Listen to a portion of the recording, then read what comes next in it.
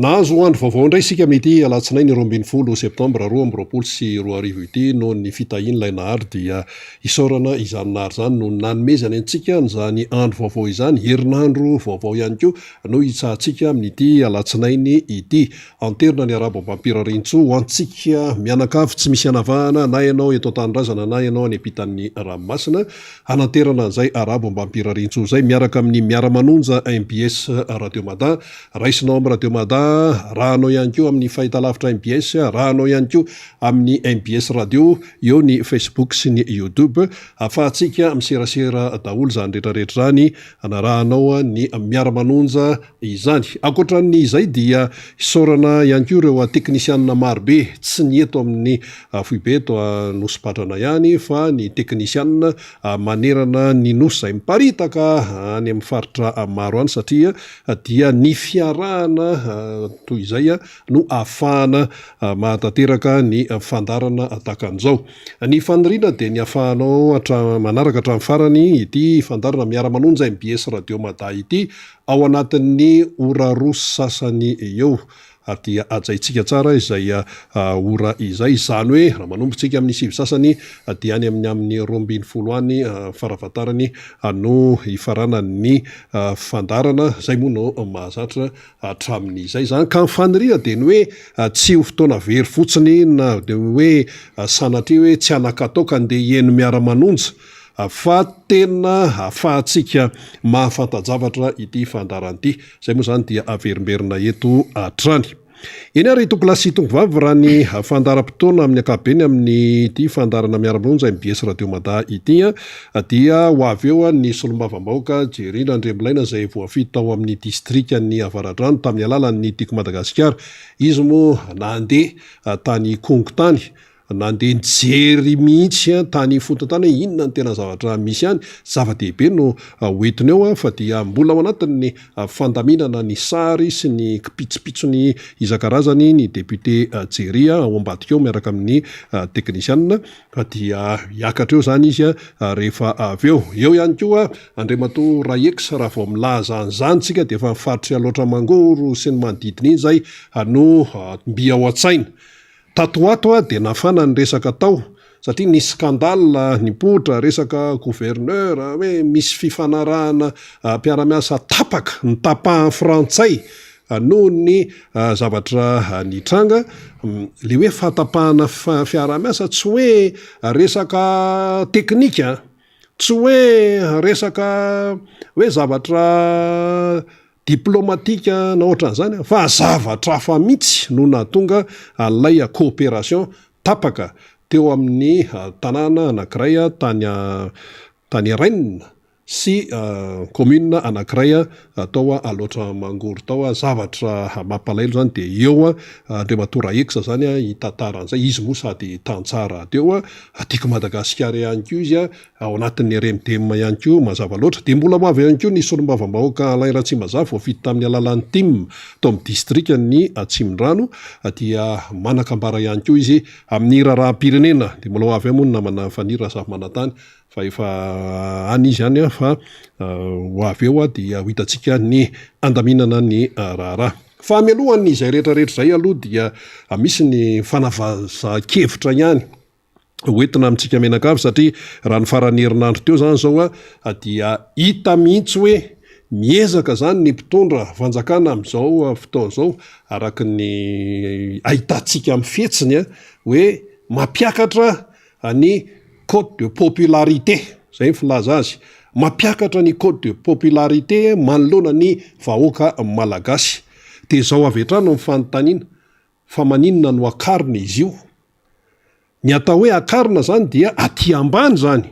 ano ampiana tosika, ezahana mba hiakatra. Zao mantsy nandritra ny fotoana maromaro zay dia hita mihitsy hoe tena nidina ny cote de popularité ny mpitondra fanjakana. Zay no azo ilazana azy, tonga dia fijery mahitsy zay. Nidina fa zao eto Madagasikara sarotra ny amoahana taremarika aminy hoe ohatr'izao ny cote de popularité anianina, ohatr'izao ny cote de popularité anianina. Io zany zao mpanjaka ny anglisy eo, ny mpanjaka britanika anody mandry, dia voalazany zareo mazava tsara hoe ambony foana ny cote de popularité amin'ny mpanjaka marka Elisabeta II ninninona zavatra nitranga ambony foana fa ny eto Madagasikara ambany le cote de popularité an'ny mpitondra de ezahndry zareo zany a akarina lizy amin'izay fomba everiny fa afahany manao an'izany ary amin'izay fomba eritreretiny fa andresen-dahatra ny vahoaka malagasy satria reto vahoaka malagasy reto mieritreritra ny sasany fa tsy mahafantatra mieritreritra ny sasany fa tsy maraka ny ao ambadikao ny ao ambadikao misy dika be deabe a de ezahana manao anitsy sy manao androka hoe raha vao misy fomba ahafahana miseho dia atotonao daholo zany ny eretrarehetra mba hoe isehoana amin'ny olona fa nahavita zavatra ilazana amin'ny olona fa tena hoe tsy sotra azy zay le fomba filaza azy zany ka manoloana n'izay resaka zay hoe cote de popularité miezaka ary zareo satria tamin'ireny fitokanan zavatra tany fatridiana azy sava tany avaratry ny nosy reny tamin'ny faran'ny herinandro teo iny a dia hoe fety be da fety be tsika efa nyteneny io a hoe jereo tsara fa taty amin'ny larobilaka misy tamin'ny herinandro tsika de efa nyteny jereo tsara fa tena anao zay ho afany mihitsy ny mpitondra zany amin'ny resaka fety sy lazana hoe navita zavatra navita an'izao dia jereo tsara ny fetsiny de inona tokoa fa dia natao azy le hoe fety isan-karazany zany resaka fety tsy de any loatra fa eo amin'ilay hoe efa manahirana ny fomba fijery ny fomba fiasan'ny mpitondra fanjakana eto amin'ny firenena nandritra ny fotoana maromaro zay satria maninona hoy isika mipotra daholo ty skandalina rehetrarehetra ty mbola iskandalina ndray koa oentin'ny namana fanireo rehefa avy eo fa aza taitritsika fa inona daholo ary zany le tany aloatra mangoro one nitarika ny fahatapahany ny fiaraha-miasa amin'ny commune anankiray tany Rennes tany amin'ny Frantsa sy ny commune anankiray tao aloatra mangoro tao de skandale zay iny aloha zany mbola ho avy eo iny fa tao anatin'ny fotoana maromaro de betsaka ny skandalina betsaka ny fatiolona teto amin'ny firenena efa vakivavatra amin'izao tontolo zao mihitsy resaka kazo be fandoroana olona velona ohatrany masikita ohatrany kitoza ohatrany tsisy vidiny mihitsy ny ain'olombelona 30 mahery no maitao resaka tany sakay iny koa zao le farany teo le tao ikongo ny zandary no mitifitr'olona de ireny rehefa rehetrarehetra reny zao de hoe efa mihoatra ny 20 ny maty tamin'ireny moa zany ny information de hita mihitsy hoe misy filalaovana n'lay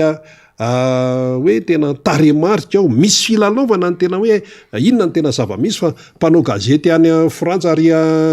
ary ananina no miteny hoe zao de ezahana sarotsaromana le zavatra tsy mety eto amin'ny firenena kanefa fantatra foana le izy manoloana n'ireny toe-javatra be dehibe ireny zany skandalina fatiolona tsy fandripahalemana fiakarany vidim-piainana dia efa tena hoe mafy ny mahazo an'le vahoaka malagasy tena fadiranovana mijaly milanja azo fijaliana de mivoaka ny tsikery isan-karazany de rehefa mivoaka ny tsikery isan-karazany dia hitan'ny any amin'ny fitondrana any amin'ny régime any zany rehetrarehetra zany io ne hitan zareo io ne eniny zareo ny fitarainana etseroa eniny zareo ny miantso vonjeo le malagasy dia inona no atao raha vao misy irika zany ahafahana miseho dia miezaka mafy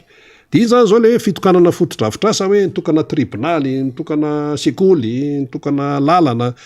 tany avaratra tany de inona ny feo-eny tany anisan'zao zany ny feo-eny tany zany teo anivony no mpitondra fanjakana zay nitokana tany ny hoe zao no teneny zareo hoe rehefa misy fifaninanana de misy foana ny mialandarana io zany le ataontsika hoe miabandona tsy mahatody hatramin'ny farany le fifaninanana tao dia ny zavatra natomboka de tsy maintsy faranana de hoe isika no nanomboka ny fanamboarana zany lalana zany de isika no manao fanarenana de isika no mitokana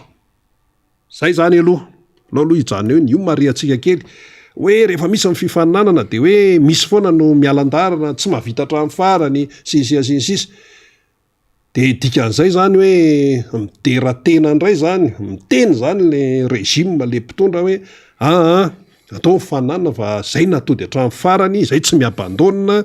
de izay no nanao ny réhabilitation zay no nanao an'ity zay no nanao an'ity zay no nanao ny fanarenana de zay no mitokana ny zavabita zay ve le izy zay aloha zany no atosaka eny amin'ny olona fa eo amin'le fifaninanana aloha hoe misy foana miabandona zao aloha ny tsaro mariana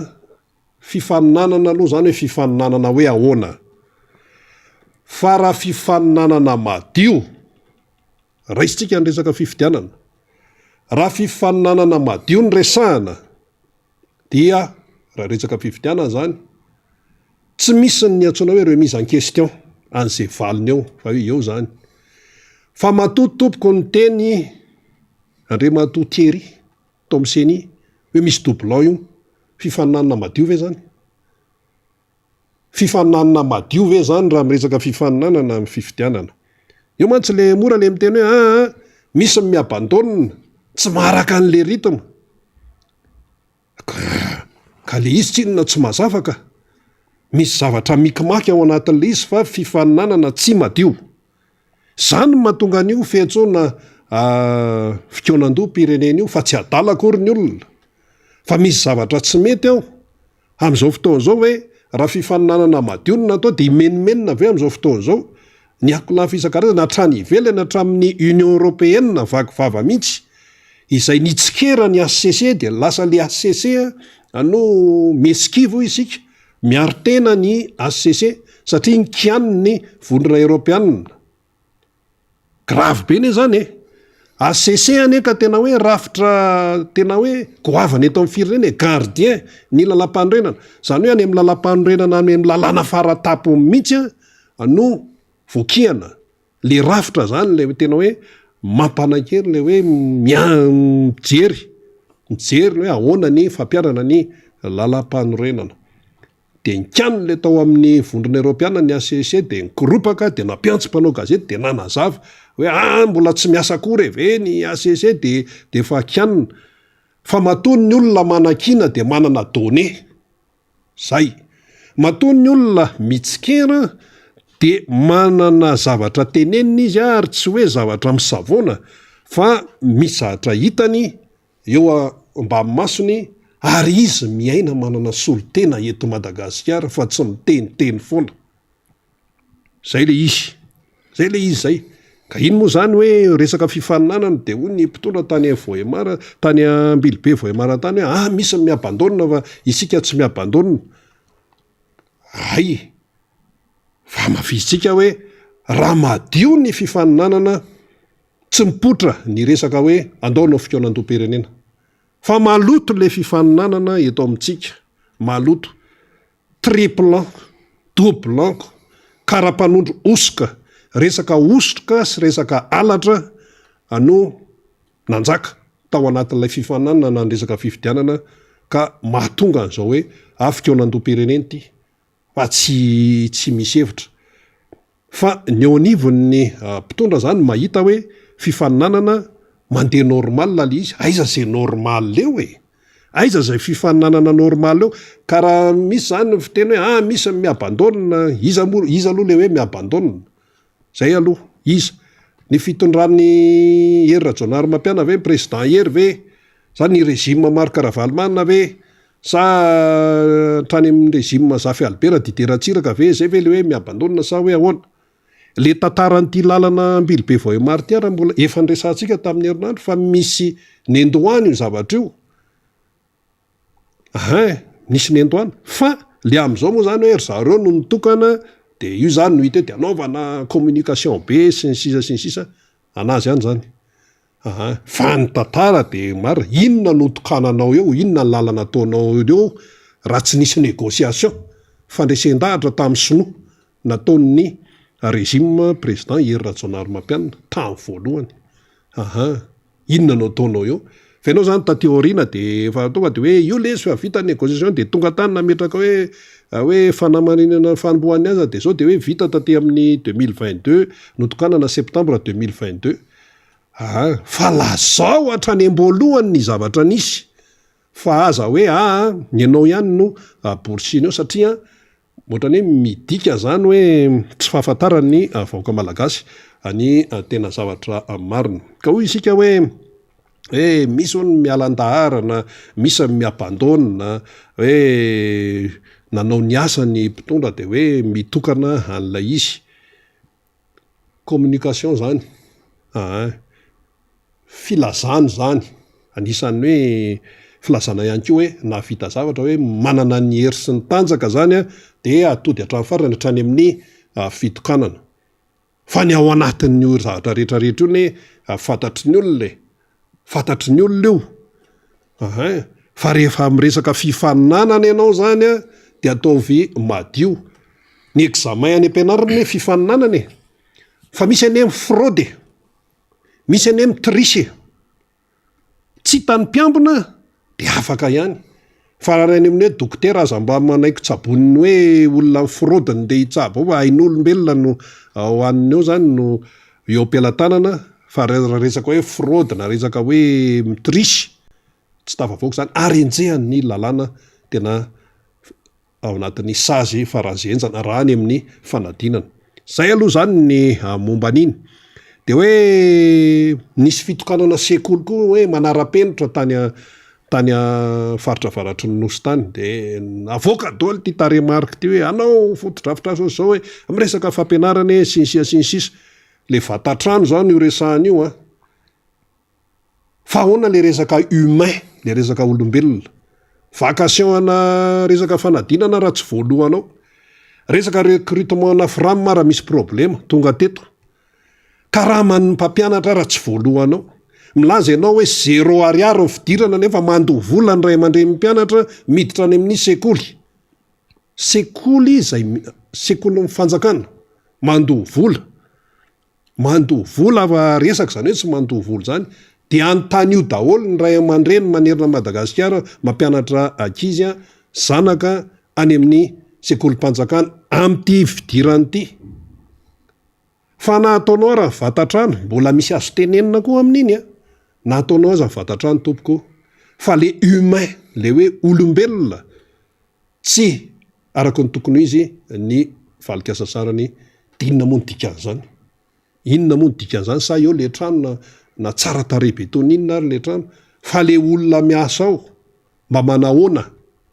dia tsy ao zany na inona fisehoana hoe navita zao fa le humain mihitsy ary ny olona eto Madagasikara ny maha olona mihitsy ny tsy voajery reny faty olona tany Kazobe fitifiran'olona tany Ikongo reny ny resaka karama firy volana mitaraina tsy mahazo vola nefa le fitondrana raha vao ohatra hoe anao fety izy de tena takininina sy takininina ny fandaniana ao anatin'ny fanaovana fety tsy midika zany hoe aza manao fety tsy zany fa mba mila jerena ilay fandaniana izay atao de raha hoe miresaka zavatra fa ihany koa zany hoe manara-penitra hoe tena de nisy fitokanana hoe tribunaly de hoe tao anatin'ny lahateny tam'zany nandrenesana hoe kolikoly de mikolikoly tsy tokony isy tsony zany kolikoly zany fa tokony mazava tsara ny fomba fiasa sinsisa de raha zay zany nofipena tsy voazao ne zany no eny hoe tsy voazao zany hoe tena zava-dehibe ny de mikolikoly efa faoviny zany bianco zany ene efa tamin'ny andron'ny président Ravalomanana no nitsangana zany mbola tsy bianco akory izy tam'zany fa CNCC moa ny anarany tam'zay tam'zany ka raha hoe miteny eo zany hoe de mikolikoly zahatra efa nataon'ny olona tany aloha zany fa ny fomba fiasany tsy mitovy afaka miteny daholo ny olona rehetra hoe miade mikolikoly tompoko fa ny fomba fiasany tsy mitovy ny fomba fiasa ny tsy mitovy ary io any résultat ihany aizany tsy misy kolikoly am'izao vao mandeha anao zany de kolikoly daholo vao mandeha de io moa ny any ivelany mamoaka an'le taremarika satria rehefa ny any mamoaka le taremarika zay vao mitsamboatra ny eto fa raha isika samy malagasy no miteny a de tsy mieny mihitsy ny sasany fa mpanohatra eo tim mandray zao zany rmdm mandray zao zany reo mitsikera foana de zay foana leny de aizaritsika manoloana an'izay de mangarahara sy ny retrarehetra hoe io zany zao ny zava-pita mangarahara sy ny ohatr' zany de zao ary mba lazao amin'ny vahoaka malagasy hoe azafady indrindra hoe ny volany lanina tamin'ny fanaovana fety avoa ny facture fa tao anatin'le volany lanina raha mbola nasaina nanao cotisation ny mpampianatra zany hoe ny an'ny mpampianatra ihany zany no anajana azy satria nisy resaka hoe fampianarana ny anao ihany ny anajana azy fa raha hoe atambatra zany ny volalany ny facture détaillé ao anatin'le izy satria zony ny vahoaka malagasy zany mahafantatra an'izany de mba ahoana reny déplacement makany ivelany reny miaraka amina délégation na tsy hoe firifiry ny mandeha any mba avoakeo le facture an'ireny hatramina hoe sakafo hohanina any amin'ny any ivelany satria tsy mitovy ny tarif eto Madagasikara sy ny any ohatra hoe raha ao Frantsa de euro no miresaka ohatra zao taditsika nisy an'le hoe afionan'ny mpitondra teto Madagasikara niaraka tamin'ny MEDEF de gaga be anao zany hoe sakafo hohanina tany no menu atodi-trondro caviar inona moa ny anaran'ireny lafo be zany zany no anisan'ny menu sakafo anisan'ny lafo indrindra fa malagasy tsy mihina zany fa hoe atodi-trondro avy any Madagasikara de nohanina tany niaraka tamin'ny vazaha tany de zany na le mitenena tato hoe tena tsara fa nga firy aminao mihinana an'izany ndana miditra restaurant tena le avoleta eto Antananarivo fa ho hitanao vidiny fa ianao zany sa ve tsika zany hoe ny asanao de hoe mandeha bus isan'andro de mandeha miasa de mandeha miantsena de mitsongoloka friperie de zay ihany ny sazany malagasy ve fa tsy sazan'ireo malagasy reo hoe mahafantatra any reny tarifa ireny volany lanina ireny na ny hetsika anaovana fety sy fisehosehoana ato anatiny na ny mivoaka makany velany sa hoe tsy mila mahafantatra amin'izany malagasy fa ny asan'ny malagasy de mivoaka ndany any ambanivohitra de milanjangady de makany tambary de mikarakara voly miopy mandrokomby de mampiditromby de hoan'ny aty tanàn-dehibe mandeha taxi be de mandeha miasa de aveo mody de mandoha kolaziny ankizy sy ny sisa de zay le vie quotidienne zay ihany ve sazany malagasy fa tsy manana zo ve izy ahafantatra ny fandaniana izay ataony mpitondra fanjakana de hitatra io resaka io ohatrinona zany zao ohatra hoe tenena fotsiny mantsy zao hoe seni hoe mikarakara fifidianana sy indépendant maleo tena fa nga ianao vahoaka malagasy zao mahafantatra hoe ohatrinona moa zany zao ny tena vola mitotonao de ahoana ny fomba fandehanan'ireny voly reny ahoana ny omenany ohatrinona ny karama sy ny sisa ny olona zay miasa am'ireny asiatra reny mba elana am'le resaka hoe dette morale rehefa aveo mba elana am'y resaka hoe dette morale loatra ianao zany miasa de hoe miasa ianao tia mivaliko sasaranao zany iny mazava iny fa raha vao hoe misy chiffre mivoaka eo de efa mampametra-panontaniana ahoana tia no midangana be tsy teny chiffre mihitsy eto fa hevitra fotsiny zany teneniko zany ahoana tia midangana be de mandray le olona de efa eo am'izay le misy dette morale nao mena zao mena fiara ianao mena zao mena amin'ny maha olombelona tompoko de misy ny atao hoe dette morale tsisy afaky ny andahany zany de efa eo zany de efa misy ny fiahiahina isan-karazany zay le fanamariana momba an'iny alao azava tsara izay resaka zay fa raha fitiantsika zany le izy de zao hoe arakaraka ny zavatra tenenina no tokony réalité fa itsika aloha am'izao fotoan'izao de mbola any amin'ny rambony raha ny filaharana eto ambonin'ny tany amin'ny resaka fampandrosoana mbola any gisitrantsika dia anjarantsika zany no mandray an'izay rehetrarehetra izay fa raha ny tena marina ne am'le fiainana raha vo ohatra zany hoe oeraoera le olona hoe manao raindedaka mizesta etsero misehoseho hoe zay nanao an'zao zay nanao an'zao zay nanao an'zao ny afa tsy nanao ininona de zay le atsoina hoe fahalemena no dikan'izay ny mpanjaka ny anglisy ary hitako eto ambany maso eto mihitsy de tena entitra le antsoina hoe Elizabeth II zany eo amin'ny resaka fitatana amin'ny andraikitra zay azy izy tsy mitsabaka ny andraikitra ny fitantanana ny fanjakana an'ny prime ministre zany any amin'ndrarao ny resaka eto fa Elizabeth II kosa dia entitra ny fitatana ao amin'ny lapa izay misy azy soloy daholo ireo jiro rehetrarehetra eo izy ataovy amin'le jiro mitsitsy ataovy amin'le jiro tsy mandany nisan'le jiro amin'le palais amin'io misy hatrany amin'ny 40,000 efatralina ny facture rehetra ao anatin'le lapa zay zavatra rehetra hoe hovidiana sy hoe efa voavidy de mandalo mason'ny mpanjaka Elizabeth faharoa avokoa ary raha vao misy nantsony hoe surfacturation hoe misy mampiahy ahy hoe misy midangana be de efa eo izy hoe ahonty zay ny itiavan'ny anglisy azy ahonty de miakatra amin'ny antsony hoe demande d'explication isan-karazany ny antsika eto Madagasikara rehefa mandeha ny tolobiditsy ny anina ny kifafa anankiray lazay ny sasany fa amanalina ny vidin'ny kifafa zany ny eto Madagasikara nefa zany Angleterre zany tompoko de anisan'ny manana vola matanjaka indrindra eto ambonin'ny tany livre sterling ny euro sy ny dollar ny mbola resin'ny livre sterling ndala jerevo ohatrinona ny livre sterling dia afadio vola malagasy de ho hitanao hoe ohatrinona zany matanjaka ry fa entitra amin'ny fomba fitantanana zany Elizabeth II zany ny tokony tarafony zany de tsy menatra ve isika manoloana ny zavatra tahaka zany tsisy mandeha ho an'izany ary manaja ny fisarahan'ny fahefana izany nefa izy amin'io inona mpanjaka zany ny faratapony raha mbola fiainany zanak'olombelona eto ambonin'ny tany mpanjaka jereo daholo ny tantara ao anaty baiboly fa mpanjaka mibetsaka ao mbola tsisy republika tam'izany tamin'ny andro ny Palestina na tamin'ny andro Moïse sy Mosesy sy Abrahama mbola tsisy fa tonga de hoe royaume foana matetika misy fa zany ny faratapony ny mpanjaka mantsy mbola misy fiavahan-kely amin'ny empereur zany ko mbola zavatra avakoa zany fa manetry tena fa tsy midedaka hoe zay navita azao zay tsy niabandonina zay ohatra zao mba manova ohatra amin'ny mpanjaka Elizabeth II tamin'ny fotoan'androny hoe nampanjaka azy fa manetry tena le olona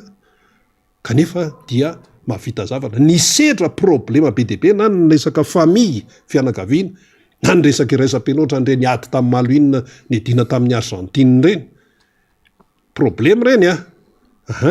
fa izy mijoro sady olona mivavaka ihany koa izy raha miresaka an'izay moa zany ny finoana anglikana tsy afaka misaraka amin'ny resaka Angletera sy ny Britanika sy ohatr'izay tantara daholo zany ary zava-misy zany ka zay zany le tiano tenenina hoe mila misaina tsara tsika ary mila manokatra ny maso tsara fa tsy taitaitra ny te hoe tena orakoraka be mihitsy ny tany amin'ny faritry savasy diana de hoe zao zay mba niandry any zany mba hoe fisaorana ohatra ny mba hoe fisaorana ny régime teo aloatra satria tany amin'ny 2018 iny resaka ambily be voemaro eo mbola ny SVM manteo amin'ny fitondrana ny président Hery Rajaonarimampianina nanao an'le fanarahana tamin'ny sinoa de nisaotra ny président Chine Xi Jinping de nandrasana tamin'ny fitokana hoe tena mba misaotra any ana ohatra ny tsingopaingotra indray ny eny tao hoe ny sasany ny abandonina izy tsy maninona zany fa ny vahoaka malagasy mahita ny zavatra rehetra eny ary député Jerira Remolaina mbola ao ambadika ao manomako manano sary tany Ikongo dia mandrapa hoe mampilamina tsara an'izay miaraka amin'ny teknisianao izy dia raisitsika avy hatrany aloha ny mpisehatra voalohany Andriamatora Eksa miarabanao tompoko dia faly miarahaba ny zokrina rahabe mananjara faly koa fanatritava eto tsika mirahalahy voalohany indrindra dia misaotra ny fitonan'Andriamanitra satria raha tsy izy no nandahatra sy nametraka ny programa rehetrarehetra dia zava-poana zany rehetra zany ka dia isaorana tampony loha zanahary na tonga antsika ohatr'izao fa roa manaraka izay zokorina dia miarahaba nreto teknisianina indrindrandrindra ny mpikirakira amin'ny lafiny sary sy ny pitsopitsony amin'izao fandaharana miara-manonja fa 12 septambra 2020 zao dia faly mifankahita tsika mirahalahy faly manatitra ny arahaba zokrina rahabe mananjara hiditra votoatry amin'izay ary tsika Andriamatora Eksa ny tapahan'ny frantsay ny fiaraha-miasa coopération teo amin'ny commune Tanambe any faritra loatra zany sy teo amin'ny commune Beton any Rennes. Zay zany aloha no zavatra misy. Le izy tsy hoe jumelage hoe tanàna amin'ny rahavavy zany Beton sy Tanambe tsy zay fa hoe coopération mihitsy fifanara-piarah-miasa aloatra mangoro zany satria Tanambe any aloatra mangoro nitapahan'le fiarah-miasa nefa ty fiarah-miasa ty fa tamin'ny taona 5 no nisiny tamin'ny vanim-potoana tondrany ny président Marc Ravalomanana ny tany sy ny firenena malagasy aty amin'izao fitondrana régime Iany Ratsuel zao nitapaha frantsay.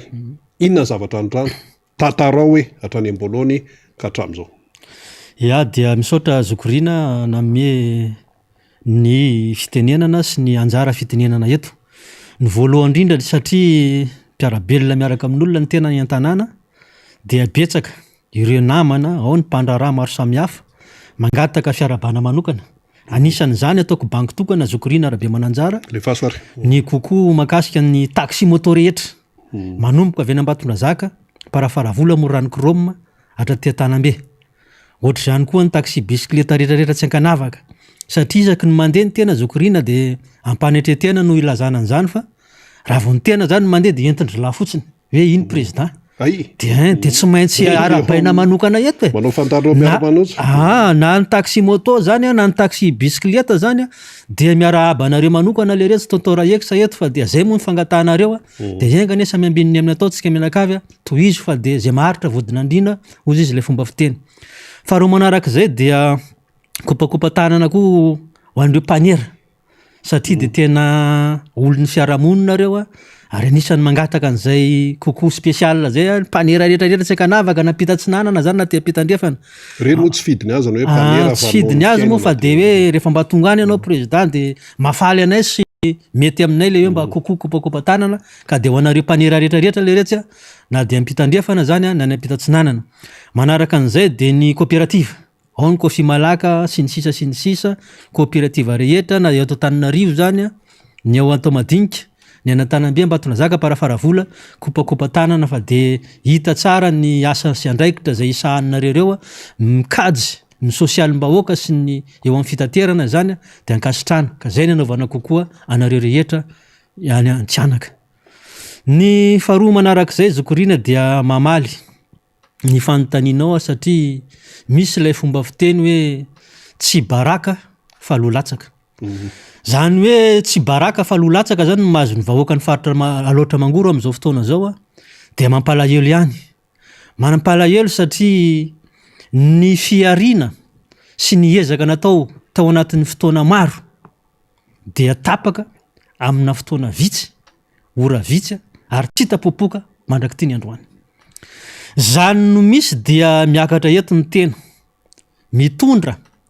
ny fampaherezana sy mankahery ny vahoaka na loatra mangoro ao anatin'ny distrika dimy Nosy Benala, Moramanga, Ambatondrazaka, Amparafaravola, Andilamena ny farany avaratra. Satria zay coopération zay Zokorina Rabe Mananjara dia ny départementa ny Levelena io départementa ny Levelena io zany zay Rennes zany no renivohitra ary nisy ny commune Beton zay tao amin'ny tanàna ny Rennes io zay nanao karazana jumelage any commune Tanambe tamin'ny fotoan'androny satria tafiditra tao anatin'ilay commune pilote zany commune Tanambe zany tamin'ny fotoan'androny. Jumelage aloha dia avy eo mivadika coopération amin'izay. Zay nisy ilay jumelage tamin'ny commune vitsivitsy dia iny no nivadika coopération entre Ille-et-Vilaine aloatra mangoro. Zany rehetrarehetra zany nefa Zokorina Rabe Mananjara dia tsy tonga ho azy fa nisy ezaka tao zay nitaritiny président Marc Ravalomanana. Zany hoe rehefa avy ny tourné nanao fitsidiana nisy natao tany ivelany tany Frantsa dia tonga teto andro vitsivitsy ny président Marc Ravalomanana no nivory nantsoina taty anisan'izany ny tenanay taty Antananarivo hoe hisy ny fiarah-miasa entre Ille-et-Vilaine sy aloatra mangoro. Eto Zokorina Rabe Mananjara dia tsarovana kavelona tombokolà David Alexandre zay no lehibe ny faritra tamin'izany fotoana tombokolà David Alexandre avy eo Moramanga le rangahy io. Tombokolà sénateur Medara io zany sénateur ny Tamatavy dentiste ary efa nodimandry koa izy fa ny mbola velona profotoka amin'ny tenda zany dia ao sénateur Jérôme ao Ampahitany Aororo ao dokotera Nirina ao Ambatondrazaka président comité régional tamin'izany fotoana ary eo ny be ny tanàna ny Tanambe monsieur Gervais ary tonton Rayex moa tia mbola mijoro ty zany tsy hoe laingalainga na fitapitaka fa vavolombelon'ny tantara atsika am'izao Zokorina Rabe Mananjara anisany nandray angadina ananana sy vinahitana tamin'izay coopération entre Alotra Mangoro Ilivelena. Iza le vazanaka tio nisy be ny tanàna ny Beton Polara ny anarany. Polara niaraka ny délégation na fito mianada tamin'izany fotoana. Ary io Polara io zany no anisan'ny ny organiser an'ilay délégation ndray teto Madagasikara tao amin'ny faritra province Tamatavy anisan'izany ny faritra Alotra Mangoro no nitondra délégation raiky amby folo mianada nankany ivelany tany amin'ny toerana satria zay moa zany le resaka jumelage coopération zany mba mifampitsidika sy mifampanakalo traikefa amin'ny tany rotonta ary tanteraka tsakany sandavany zany rehetrarehetra zany akory nefa amin'izao fotoana zao Zokorina Rabe Mananjara fa dia nitapan'ny ambassade frantsay zany rehetrarehetra zany no nenina no ny antony tsy avy amin'ny vahoaka andraso aloha vetivety inona moa le votoatin'le coopération aloha ka hoe tena mampitaraina ny olona amin'izao fotoana zao hoe nitapaha frantsay le izy hiditra eo amin'le hoe antony nanapahana antsika rehefa fa inona le tompontsoan'le tany amin'ny faritra Alotra Mangoro tamin'ilay fiara-miasa na coopération sehatra inona avy le izy maromaro moa zany ny sehatra ara-tsosialy izay ny fifanakalozana sy ny fiarana miasa entre io Ilivelena sy ny faritra Alotra Mangoro tafiditra tao anatin'izany ny resaka famatsiana eo amin'ny lafiny fambolena na fitaovana zany na anam-pamokarana zay anam-pamokarana zay moa Zokorina dia amin'ny lafiny zezika ny fanafody sy ny sisa ary mbola tafiditra tao anatin'izany ny resaka fiompiana satria dia nisy omby vavy be ronono avy any mihitsy no nentina tatia tandritra faritany Tamatavy ary anisan'ny nandray anjara sy nahazo tamin'izany ny faritra Alotra Mangoro zany rehetrarehetra zany Zokorina Rabe Mananjara dia tsy commune anankiray tsy district anankiray fa ao anatin'le faritra Alotra Mangoro zay ivondrona ny district 5 dia ireo vahoaka tatsamadinika ireo dia ankamaroany zany dia samy nahazo tombontsoa eny fa na dia hoe amin'ny ampahany ary dia hita fa velombolo ny faritra sy ny district ary ny commune zay nahazo anjara tamin'ny fifanarana coopération entre Ilivelena Alotra Mangoro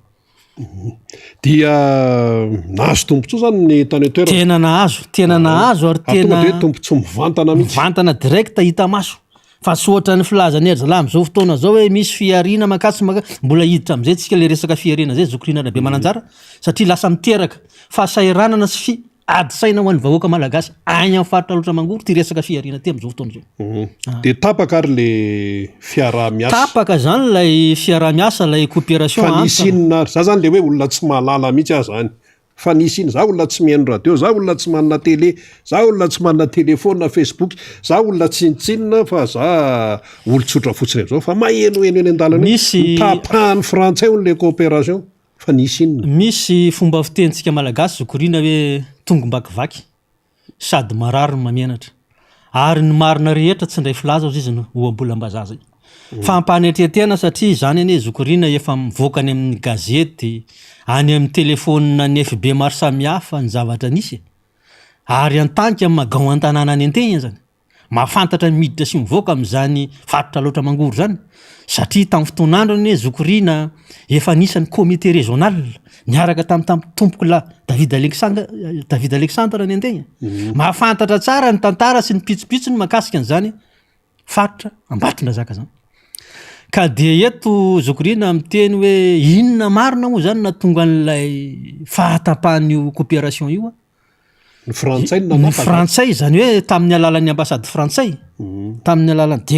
déclaration officielle mihitsy hoe tapaka ny fiara-miasa tapaka dia okizay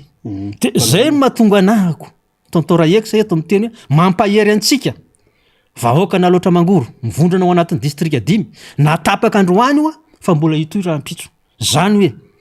tsy kely ny fanantenana fa raha mbola misy ny farany amin'ny tenin'ny président Marc Ravalomanana zay dia tsy foana ny fanantenana satria mbola eto izahay mbola misy maromaro izahay tavela amin'izao fotoana zao ary mangataka ny fitonan'Andriamanitra mba ho azo fahasalamana heritsaina hery-batana entina amerina n'izay fifanarana zay satria le izy moa zany Zokorina de ny gouvernoura ny gouvernoura tao amin'ny faritra zany nohatra nisy karazana fitondrantena tsy mendrika tamindreo iraka satria ny zavatra misy manko tsy alefalefa fatany zany le fanampiana ataonivon'ny faritra fa misy fanaramaso ka nisy vazaha zany avy any avelany nisy andreo tovovavy anankitelo reo izay nanao an'izay fanadidina sy ny fanaramaso maro samihafa tamin'ny ezaka natao hoe mankaiza hoe district aiza commune aiza fokotany aiza marina no tena iantefany lay tombontsoa sy lay fanampiana avy any Ile-Velena dia reo délégationnareo zany no nisy tatitra zay nahazo azy tany zay izy telo vavy no nanao rapport tany amin'ny patron tany ivelany tany vokatra zay tatitra nataondreo ankizy vavy anankitelo reo zay zany no nandraisan'ny ambassade frantsay fanapahan-kevitra hoe tapaka manomboka hatreto no niantony retireto moa zay tsy tany saiko eto fa tongombakivaky le Zokorina Rabe Mananjara sady marary mamianatra zay zany le izy ary ny resaka skandaly ohatran'izany manahirana be zany satria maro ny endrika tahaka zany fa ny tena mampalahelo de ny hoe ilay tombontsoa n'ilay vahoaka malagasy zay tsy nanao inina zay atao hoe tsisy nidirana zany resaka zany fa hoe manao ny asa isanandro no hoe miaran'ny fahatapahana de iny moa zany raha somary toizantsika le izy Andriamatora X tonga hatrany amin'ny conseil des ministres de nisy fanapa-kevitra nanalana nylay gouverneur raha tsy nananotoy moa zay fantena nisy fanapa-kevitra zany nyraisin'ny gouvernemanta tamin'ny herinandro ambony hoe ny abrogena zany ny lehiben'ny faritra aloatra mangoro ny abrogena ny gouverneur ny tena marina zany raha lalam-pandrenana Zokorina no resana de lehiben'ny faritra chef de région filaza azy fa gouverneur moa zany no nandraisany zay zany napetraka zao fitondram-panjakana zao hoe gouverneur ny fomba filaza azy fa dia abrogé zany ny gouverneur na loatra mangoro zay abrogation voatery frantsay de nanala nonlay tatitra nataon'ireo vahindreo zany zay no natonga ny fitondram-panjakana nandray fanapa-kevitra hoe ato amin'ny asany zany ny gouverneur ny faritra loatra mangoro na zany le gouverneur efa tsy araka lalam-pandrenana fa imenomenomany rehetrarehetra io de nesorina le gouverneur ahoana zany fitantanao loatra mangoro ny zavatra misy eo zany Zokorina dia par intérim zany hoe ny secrétaire général zany aloha hatreto mandra-pisiny zay gouverneur ho tendren'ny fitondram-panjakana vaovao zay dia ny secrétaire général zany no par intérim vonjimaika aloha mitantana ny faritra loatra mangoro ary eto sahady zany izahay Zokorina Rabe Mananjara dia mametraka sahady amin'ny magao an-tanàna any an-tegna amin'ny magao an-tanàna any an-tegna sy amin'ny maha-olo-pirenena any an-tegna tsy misy fangarona an-tanàna dia tsy maintsy ho tonga amin'izay fanendrena gouverneur vaovao zay ny fitondram-panjakana ka eto sahady zay de fapabetsaka zany reo anarana mifamezivezy misy resaka araboly any amin'ny arena zany any Ambotsirota any tsy fantatra tsony fa ampanetretena zany no resana eto sokenda etsako solavo emindra zany hoe efa nanendry gouverneur tsy manala baraka tanàna zany le fitondram-panjakana am'izao de mba hialana am'izay gouverneur mangala baraka tanàna zay de efa misy olona zay volavolaina zany mba fantatra hoe mba ho miendrika ho apetraka hitantana zany faritra loatra mangoro zany ao anatin'ny district aty fa tsy hoe zay rehetrarehetra manambola na hoe rehetrarehetra namanamana ialana tsiny eto tompoko fa betsaka ny manam-pahaizana ary betsaka misy moko le fomba fiteny indramiko ialako tsiny Zokorina Rabe Mananjara le fomba fiteny moabolam-bazaha manao hoe science sans conscience ne que rime de l'âme hoe fahalalana tsy misy fahendrena de zava-poana ka aoka re tompoko mba olona manam-pahendrena mahalana fahalalana no apetraka ho zany gouverneur vaovao amin'ny faritra loatra mangoro ka zao mantsy Andriamatora X maninona le fitondrana ny tsy manao fifidianana chef de région nefa zay ny voasoratry ny lalam-pandrenana ao anatin'ny efa taona izy tsy mahavita manao fifidianana chef de région fa na hoe misy ara ny olona hoe tokony ho sensis raha ataony fifidianana ka tena mendrika le olona zany dia apetraky ny vahoaka eo amin'le izy fa maninona le fitondrana ny tsy manao mamaly an'izay Moramango ohatrany mbola tsisy be ny tanàna tsisy be ny tanàna fa hatramin'ny androany de maninona tsy ataon'le fifidianana fa ny chef de région tonga de apetraka ka zao mahatonga an'le fitondram-panjakana tsy manao an'le fifidianana zokoriana raha zao chef de région chef de région no resantsika 3 zany ny faritra ny région eto a Madagasikara fa ampanetretena sy tsy mitanila zao fotikevitra sy zavatra horesana zao zokoriana fa raha io fanjakana io a zao fitondram-panjakana zao rafitra zao na de angalatra ary fa ao anatin'ireo 3 reo a tsy atafiditra gouvernora TGV reo tena tsy atafiditra chef de région zany na iray ary ao anatin'ny faritra 3 ao anatin'ny faritany ny mahatonga an'izay dia zavatra misy ny zavatra atremasy ny zavatra misy am'izao fiainana zao ratsy zao fiainana zao ratsy zao fitantanana zao ary tena ratsy zao fanjakana zao zokoriana rabe mananjara ka mbola olona karazan'olona manahoana koa ve raha iverina zao eo anivon'ny faritany hidina eo anivon'ny faritra mbola midina ihany eo anivon'ny district any amin'ny commune indrindraindrindra fa any amin'ny fokotany mbola misy karazan'olona ve manaiky sy lina am'izao fitondrana zao am'izao fotoana zao ka efa fantatry mpitondra fanjakana zany zokoriana zay ne mahatonga andry zareo miziriziry am'le resaka fikaonantom-pirenena ty satria fantatry zao fanjakana zao fa raha voaraikitra ny fikaonantom-pirenena ny olona izy ny kajikajy misy zany zao sy araky ny toromarika maro samihafa amindreo namana na viany avelany satria misy mpiana-mianatra amin'ny tena zany mba mitsikilo sy manaraka ankaika ny toedrarapiny misy atao Madagasikara fa raha io fanjakana rajoelona io zany manao fa fifidianana mampanao fifidianana eto Madagasikara fifidianana madio sy mangarahara de namendry la zany noty hoe 2.3 isanjato zay ny azo ny fanjakana io am'izao io 2.3 ary mbola misy tsindry vavafo mbola misy tsindry vavafo zany io 2.3 akahoana revoaka be tany faritra varatry reny fitokanana miorakoraka sy ohatr' zany nefinareo manome hoe 2% tsara hoe hoazavaiko tsara zokorinako zay ne karany eto anazava ary tena melesina ny vahoaka malagasy hoe le izy any efa fantatra le vahoaka io zany natao hoe eloko ibabona modirariny zany hoe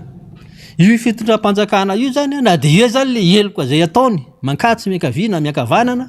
de miseho amina zavatra io zavatra nitokanana tany io lalana nitokanana tany Ambilobe Vohemara iny zokoriana efatra tamin'ny andro ny président Marc Ravalomanana no ny étude an'io niaraka tamin'ny vondrona européenne fa noho ny coup d'état nisy teto amin'ny tany sy firenena tamin'ny 2004 dia foana sy nivadika daholo ny zavadrehetra rehefa nandimbo moa zany président ny SVM Ier Rajaonary Mampianina tamin'ny fotoan'androny anisany nametraka vady fototra sy nanohy fa io zavatra nataony tokoanan'ny président tany Ambilobe io de zavatra efa natomboko ny teo aloha fa izy moa zany zao no au pouvoir no mpitondra eto anjara no manantanteraka sady inona koa moa zany ny ilanandreo fanjakana sy ireo mpitondra reo inona moa zany ny interan'ny vahoaka ny fisinindreo any anompo vahoaka nefa tsy zay zavatra misy fa le fanompona vahoaka zany entina anaovana oeraoera tsisy dikany foa mampitondra ny mpitondra raha ohatra tsy anasoa sy anompo vahoaka ka zay ngamba no entiko amtinana n'lay resaka hoe fifidianana gouvernoura teo zokoriana rabe mananjara ary mbola mametraka eto sara mametraka eto hoe ampanetretena no iresahana an'izany hoe sokenda itsako solavo aemindra ty fanjakana ty ka ianareo zay tompon'ny fanendrena zay tompon'ny fisafidianana ny gouvernoura vaovao ao aloatra mangoro mba apetrao tsara le olona tena mavita azy zany faritra aloatra mangoro zany zokoriana rabe mananjara manampahaizana betsaka ny olo manga am'izany tanàna zany am'izany faritra zany ao anatin'ny district 10 fa sao de hoe le kinamanamana de lasa miala baraka ohatran'izao zao nefa tsy baraka fa lo latsaka zokoriana rabe mananjara mahazo amin'ny vahoaka ka eto zany de mamerina zay fampaherezana zay mankahery ny vahoaka ao anatin'ny district 10 amin'ny faritra loatra mangoro satria ampanetretena no ilazana eto fa mbola eo président Marc Ravalomanana amerina an'izay fifanarahana zay coopération zay fa kosa mangataka ny fahendrentsika vahoaka ampahendrena sy ny finiavana satria am'izao zany zokoriana zany ny faritra loatra mangoro iny ny district 10 iny de tena efa mangetaetana zay fifidianana zay ary eto zany de miteny ianareo manana eritreritra ny anao asa maloto ny fangalarana ny toromarika maro samihafa avy amin'ny chef district avy amin'ny préfet avy amin'izay tompona ndraika mpanjakana io anodikodina efa vonona zay ary efa misy fomba zay tsy resahako eto entinay anaramaso anaramana maso ankaiky anio fifidianana ho avy amin'ny 3 fikaonandoam-pirenena maranantsika azy fefa ao ny député jery ary ny fikaonandoam-pirenena zokorina dia miandrandra sy miandry an'izay ny vahoaka farotra loatra mangoro ary ninninona ny zavatra misy ninninona zavatra atao ninninona zavatra resaka atao am'ty fitondram-panjakana ty dia lalana tokana ihany ny voan'ny vahoaka malagasy am'izao fahasairanana be mangitsikitsoka mahazo atsika zao zay lalana tokana zay dia ny fiaraha-midinika amin'ny tabatra boribory misy manko ny sasany tsy metimety aminy zany hoe concertation nationale zany fikaonandoam-pirenena zay fa adikako amin'ny teny malala hoe tokony ifanantona zany ny mpitondra sy ny mpanotra ny fampiresaka anitsy ny lalam-pifidianana sy ny zavatra maro samihafa entina iampitatsika amin'ny fifidianana madiso mangarahara ary ekeny rehetra eto amin'ny tany sy ny fanjakana. Karaha tsy mety anao ny mpanoana amin'ny fitondrana dia ahoana dia any izy fa zay manao zany. Tsy anao izy azy ny azy. Tsy fanerena azy ny azy fa kosa izahay zany zao sy ny ekipa dia efa mivonona amin'ny lafiny rehetrarehetra satria efa fantatra ny adikilendreo mpitondra reo zokoriny misy adikile efa misy fantatra ny adikilendreo surtout an-tanàna samy gao an-tanàna io aloha ifampijery hoe atraiza sy atraiza ny dingana ho ataondreo fa tsika koa zany tsy atory vanjodina am'izay fa samy gao an-tanàna ny entiko amaranana anazy zokorina dia makasika an'lay izay efa nresantsika amin'ny rahalahy teto le resaka tantsaha amin'ny mahatantsahany tena misy an'lay le digina ambotany lava io le nanaovana raha vorodamba ny vava fa lay fotsofana fa tsisy miaino fa am'izao zany masamy tantsady de tena teneniko eto ary isorana manokana reto tantsaha reto monsieur Hery avy eo Amboripotsy be ny tanàna Talondry Mora ao ry Martany sy ny ekipany izay nitondra materiel zany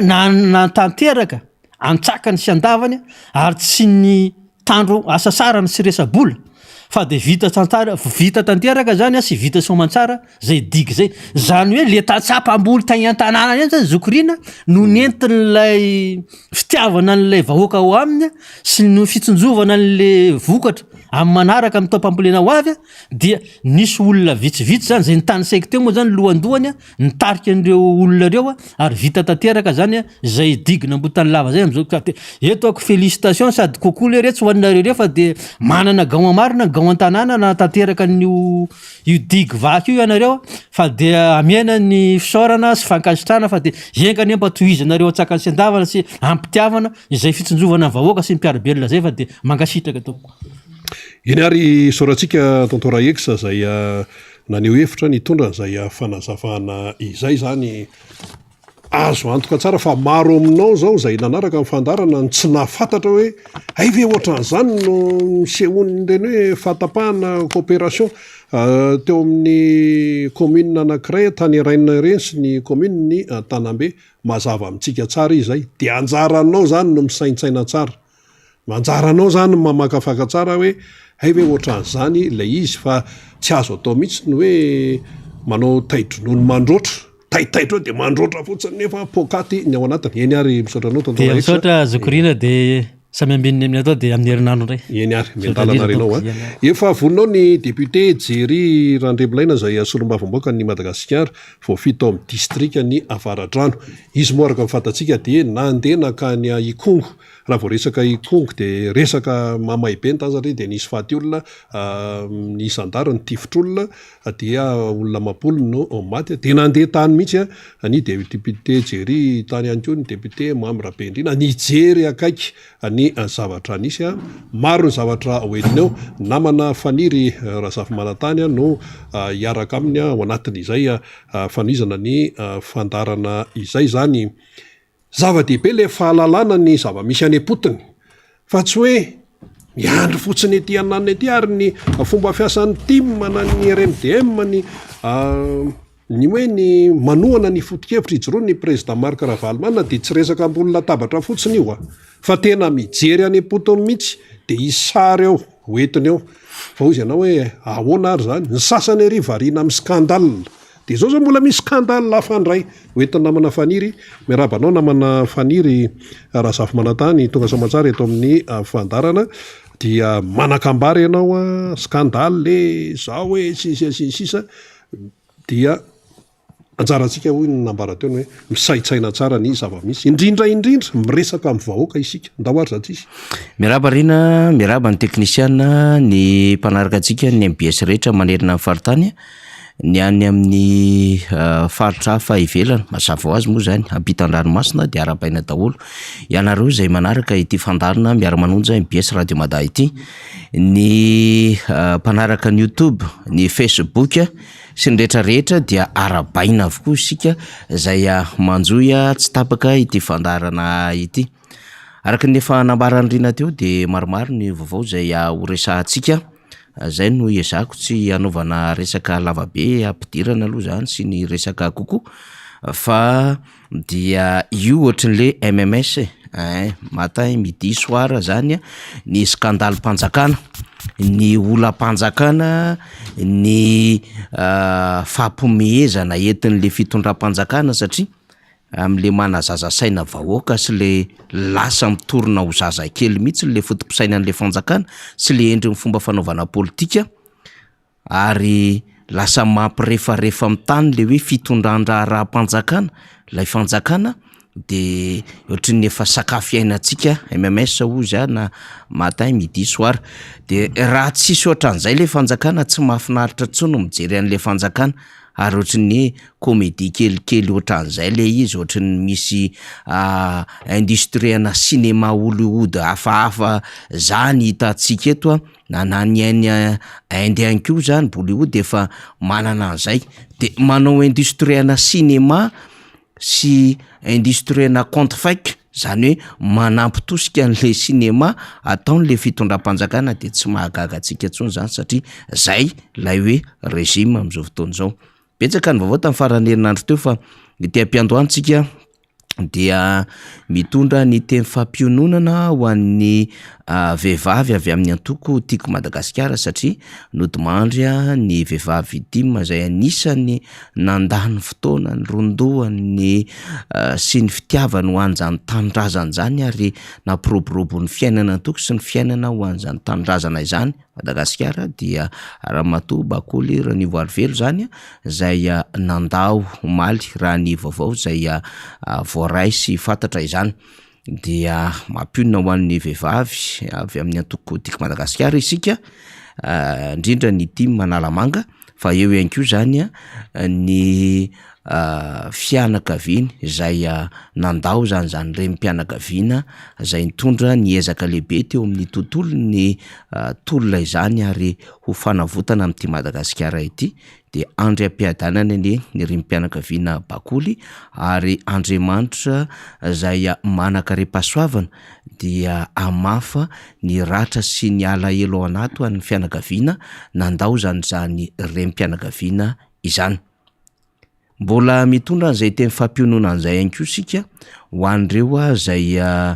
ny atsambo avy any Ambiky azo an'ny Antsohihy zany raha ny vaovao maly tamin'ny fito alina tany ho any ny amin'ny hoe nisy sambokely rendrika vokatry ny fifandonana sambaika ampandeha sy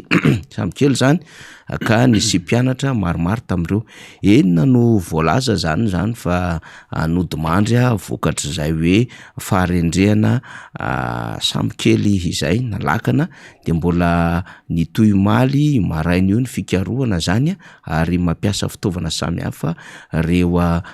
tompon'andraikitra any Antsohihy de maniry isika ny hoe mba hahitana tsaka ny sandavany reo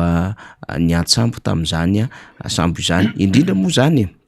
reo mpianatra zay fantatra fa amonjy fianarana ka voatery mitarano ho aty Antanambe na Antanandehibe zany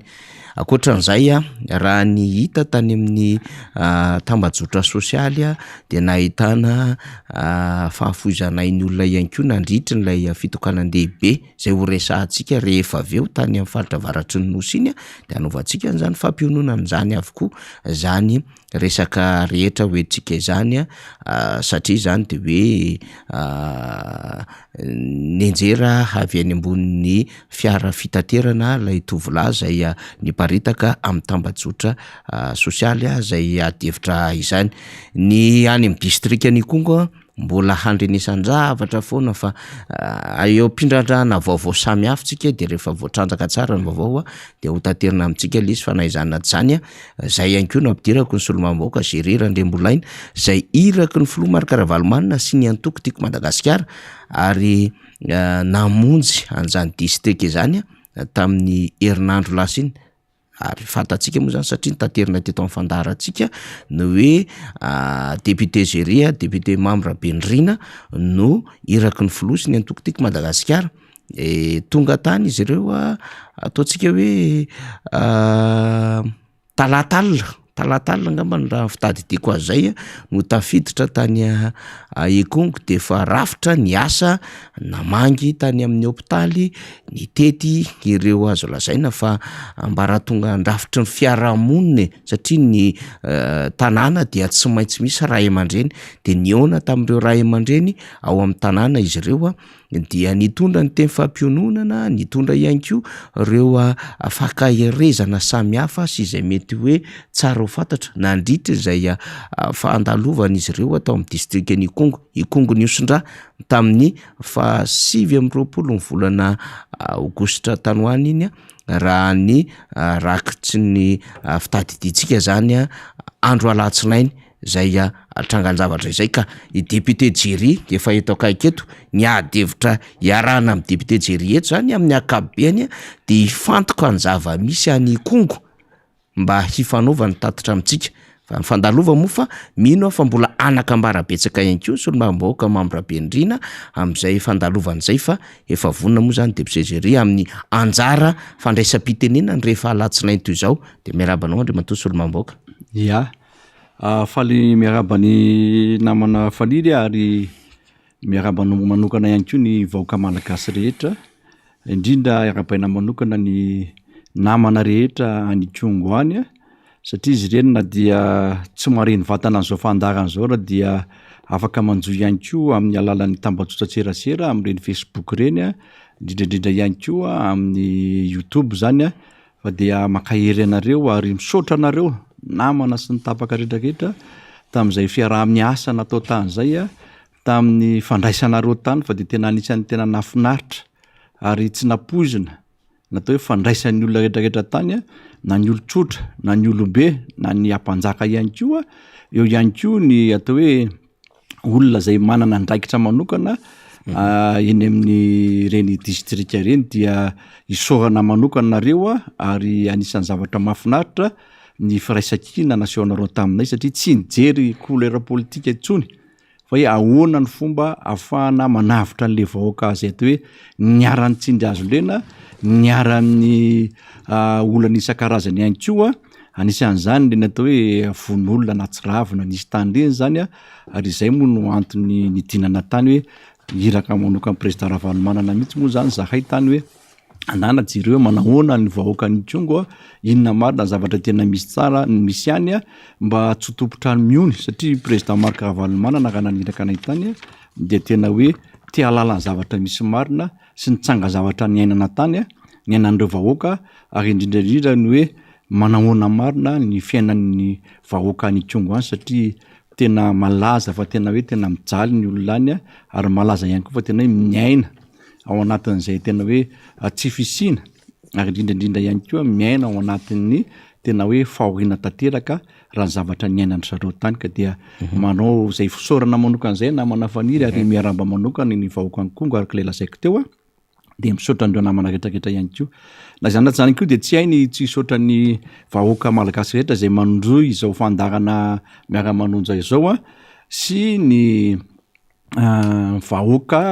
distrika Navaradrano zay nalany any tenako ihany koa de manao kokoa manokana anareo ihany koa ny tenako tsy akanavaka fa amin'ny commune 9 misy ao Varadrano zay anaovako an'izay kokoa zay dia mirarosoatsika rehetrarehetra ary manasatsika rehetrarehetra manjoy matetika zao fandarana zao satria amin'ny alalan'ny fandarana miara-monja ihany koa ny alalantsika ny zavatra misy marina eto amin'ity tany sy ny firenena ity. De mazava tsara zay teny fampidirina ny entin'ny solomamboaka zay rira Andrembolaina zay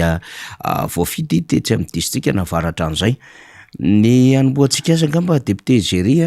izahay moa niezaky nitondra tatitra ihany teto araka ny fahazona ny vaovao zay nalefanareo délégation avy any, indrindra ihany koa ny mpanao gazety ny ara-dalana tamintsika fa ianao de anisan'ny niaina ihany koa ny lalana ny ainana tany satria tena mazana de mazana. Nitondra fiarakodia na ianao na ny solombamoaka Mamy Rabenrina ary teo amin'ny volant mihitsy ianareo mirahalahy ary mifanotoana teo adiny maromaro lay fandehanana tany toerana zany hoe nanomboka maraina ny talata ny ariva ianareo vao tafiditra de tsy mora ny atrehana an'izay. Zay angamba ny tonga de anomboantsika azy aloha zany député ny aingana taty Fianaratsoa taty fanadina teo amin'izay nanomboka ny ady mafotaka samihafa ary tena zay mihitsy mafotaka samihafa le izy lalana 5.7 na 4.7 kilometatra eo tsy fantatro nalainareo adiny firy le izy fa ao ny rakitsarintsika samihafa efa nyvonoany namana faly eo de mandeha mendalana eny ihany fanazavana miaraka amin'ny sary député Géry. Ya marito zany namana faniry ary ditany moa zany de efa ny calculena avaty mihitsy zany hoe ahoana ny fomba idinantsika any dia nalamy maraka zay zany programme zany hoe nataona izy natongavana natao hifanadina ny alina ny alatsinainy zany de rehefa tonga teo hifanadina zay de niezaka hoe andaotsika vao maraina be amin'ny enina no miainga eo hifanadina de tiana manamarika fa tena mafy ny lalana ary ny rahantsika nahita mbola misy saro alefan'ny namana moa eo amin'ny tele io hitanareo tsara fa tsy arakaraka ma hoe andro ririnina ary tamin'ny dinanay tany de tiana manamarika fa tsisy orana na ikely ary kanefa de rahantsika mahita hoe manto foana ny lalana ary misy fotaka misy patinazy ny anton'izay zavatray dia vokatry ny tsy fikarakarana sy fikojakojana ny lalana io satria misy reo rano zay mikorina avy any tendrombohitra any de mandeha ny ambonin'io lalana io de zay lalana le rano mikorina ambon'io lalana io zay no anisany mampamotaka an'io lalana io foana ary marina lazainy namana fa tsy tomobile rehetra no tonga any ary tsy chauffeur rehetra koa ny afaka mandeha amin'io lalana io fa na izay zao ary de tena sahirana satria raha hoany zay de sorana zay no mahatonga anazy sorana namana manokana indrindrandrindra namana mafinaritra zay mpanao taxi brosy amin'io lalana io no nanolo tena mihitsy andray mato eme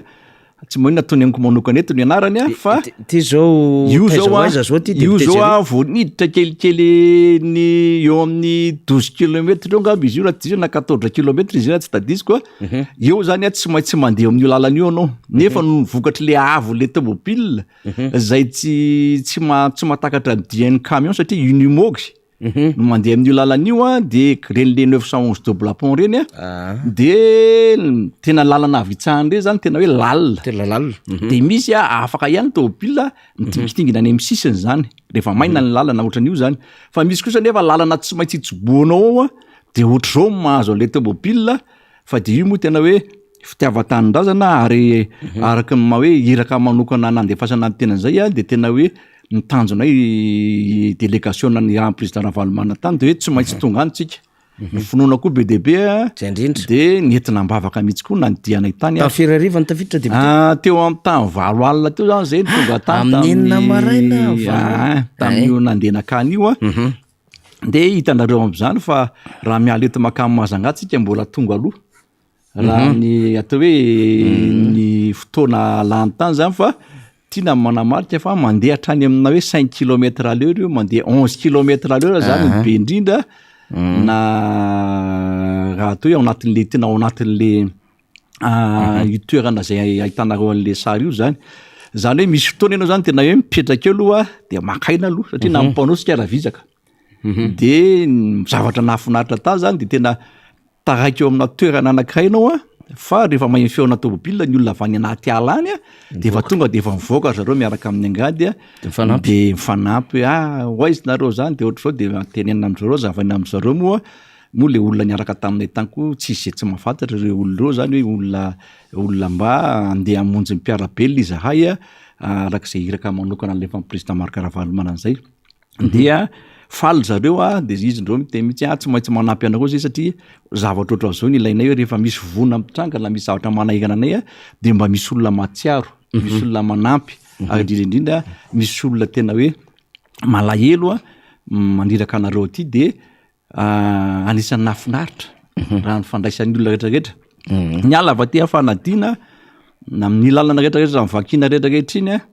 teo amin'le toerana anankiray zay mampisasaka ny lalana eo amin'le tolongona de misy hôtely anankiray zay io zany fisakafoanana zany hoe na anao raha voataratara anao mandalo amin'ny toeran'io de tsy mahatratra vary to satria zara raha hoe vary hoan'ny olona sendra mandalo amin'ny toeran'io zany satria tsy fantatra hoe inona nataon'olona firy ny olona tamy ihany asa ohatran'izany de taxi borosy io moa zany indray mandeha sa indroa isan-kerinandro mandalo de zay anisan'ny nafinaritra nefa le namana anaka tamin'io tonga de mantelefona teo amin'ny toerana io mba andraho sakafo zahay hoanina eo zany de zay natonga any am'teny hoe na ny olona raha hafa le fomba fandraisan'ny olona satria raha olona tsy de tiany olona nandanana tany ohatran'izany na ny olona raha tsy ampandroso anao tsy ame sakafo anao mihitsy any amin'ny toerana atao hoe lavitra indrindra raha zay any azo lazana anazy satria raha ny fahitanao ny olona eny an-dalana de tena olona nona ary tena olona tena mijaly ahoana ny tenenana ny zavatra zany tena na ny toe-batale olona zany de hitanao hoe tena olona tena nona ary rehefa fampiresaka amin'ireo olona reo de tena hoe zay ry député ozy hatramin'ny nandalovan'ny Batsirainay taty efa teo nefa fahasairana ny vahoaka fa nandalo io Batsira iny de anisany nanimba ny voronay rehetrarehetra indrindrandrindra ny akondro amin'izao fotoana zao zay tena hoe kapain'ireo olona reo nefa mbola tsy matoy tena hoe mbola kely tsy arakarak'le hoe fotoana mbola tokony ho tanana io tazana anazy fa tena hoe zavady tena tsy manambola le olona de tena hoe tsy maintsy ho tazana mbola tsy matoy zany le vokatra de nefa anisan'ny mamelona an'ireo olona eo zany ny akondro fa ny vary ihany koa zany de tena mavokatra le toerana de am'izao fotoana zao reo olona zany vao manomboka mamboly vao manomboka manetsa de raha ny toerana ny lalovanay teo moa de anisan'ny hoe mahafinaritra hoe mavokatra le toerana fa aiza koaiza zany mety manao ahoana ny vidim-bary député vidim-bary zany nanontany ihany zay teny fa eo amin'ny 700 eo zany kapoka ny vary lafo noho ny aty zany raha ny fahalalako anazy aloha lafo noho ny aty satria vokatra zay le fampitely le zavatra teny ihany koa fa eo ihany koa nefa le firenetana mahatonga an'izay zavatra zay satria raha ny sarandalana zany malina zay rehefa nanontaniana zany de ny olona anankiray zany eo amin'ny 7 alina eo zany ny frais ny olona ray zany ariary amin'ny taxi miala izy zay député miala le taxi bouge miala ao Fianaratsoa makao makany Kongo fa ny fanadina makao Kongo zany tsy fantatra de ny frais entana zany ny kilao 500 zany ny ray kilao ny frais na entana fa ny anisan'ny zavatra nanaitra ary zavatra anisan'ny nagaga ny taxi moto zany rehefa fahavaratra dia 300 000 ariary zany hoe 1 500 000 francs zany ny frais ana moto zany rehefa fahavaratra fa am'izao maitany zao zany izy de eo amin'ny 2 hetsy eo zany eo amin'ny 200 000 ariary ny frais ana moto zany de io zany efa fanarahana mihitsy fa raha tsy afaka amin'ny moto iny amin'ny lalana iny de tsy hoe mitangina fotsiny ianao na voyageur na mandoa vola fa tsy maintsy manosika moto miaraka am'le le mpitondra moto io koa zany zay zany misy ohatra hoe misy remarque kely natao zany de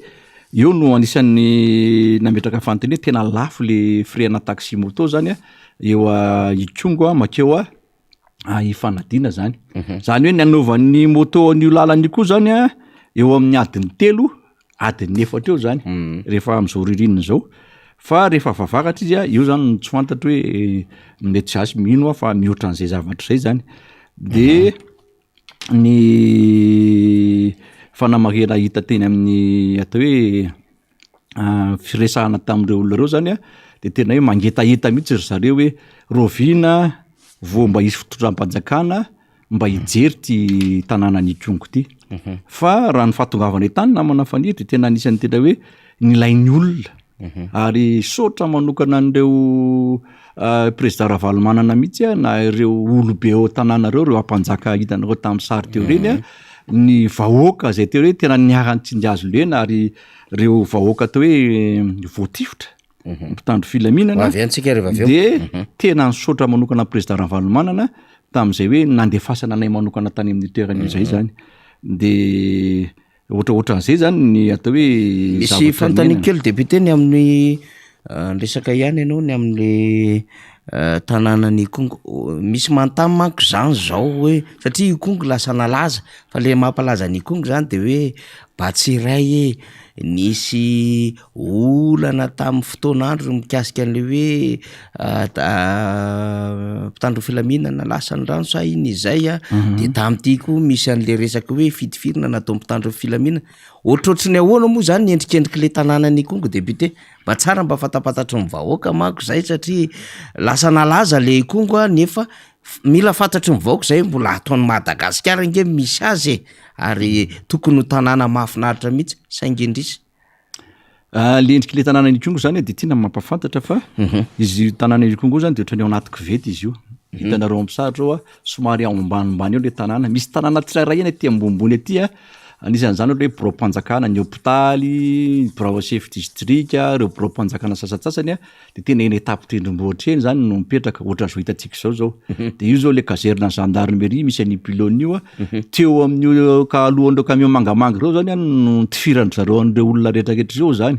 raha hitantsika zany le camion mangamanga amin'ny sary io de tamin'iny lalan'iny le olona nandeha de teo zany no nisy voiture de misy ny anjera atao amin'ny antsana be eo amin'ny akavanana io zany raha aty amin'ny écran de atao amin'ny akavia atao ambony eo ny atao hoe bureau-mpanjakana ihany koa ny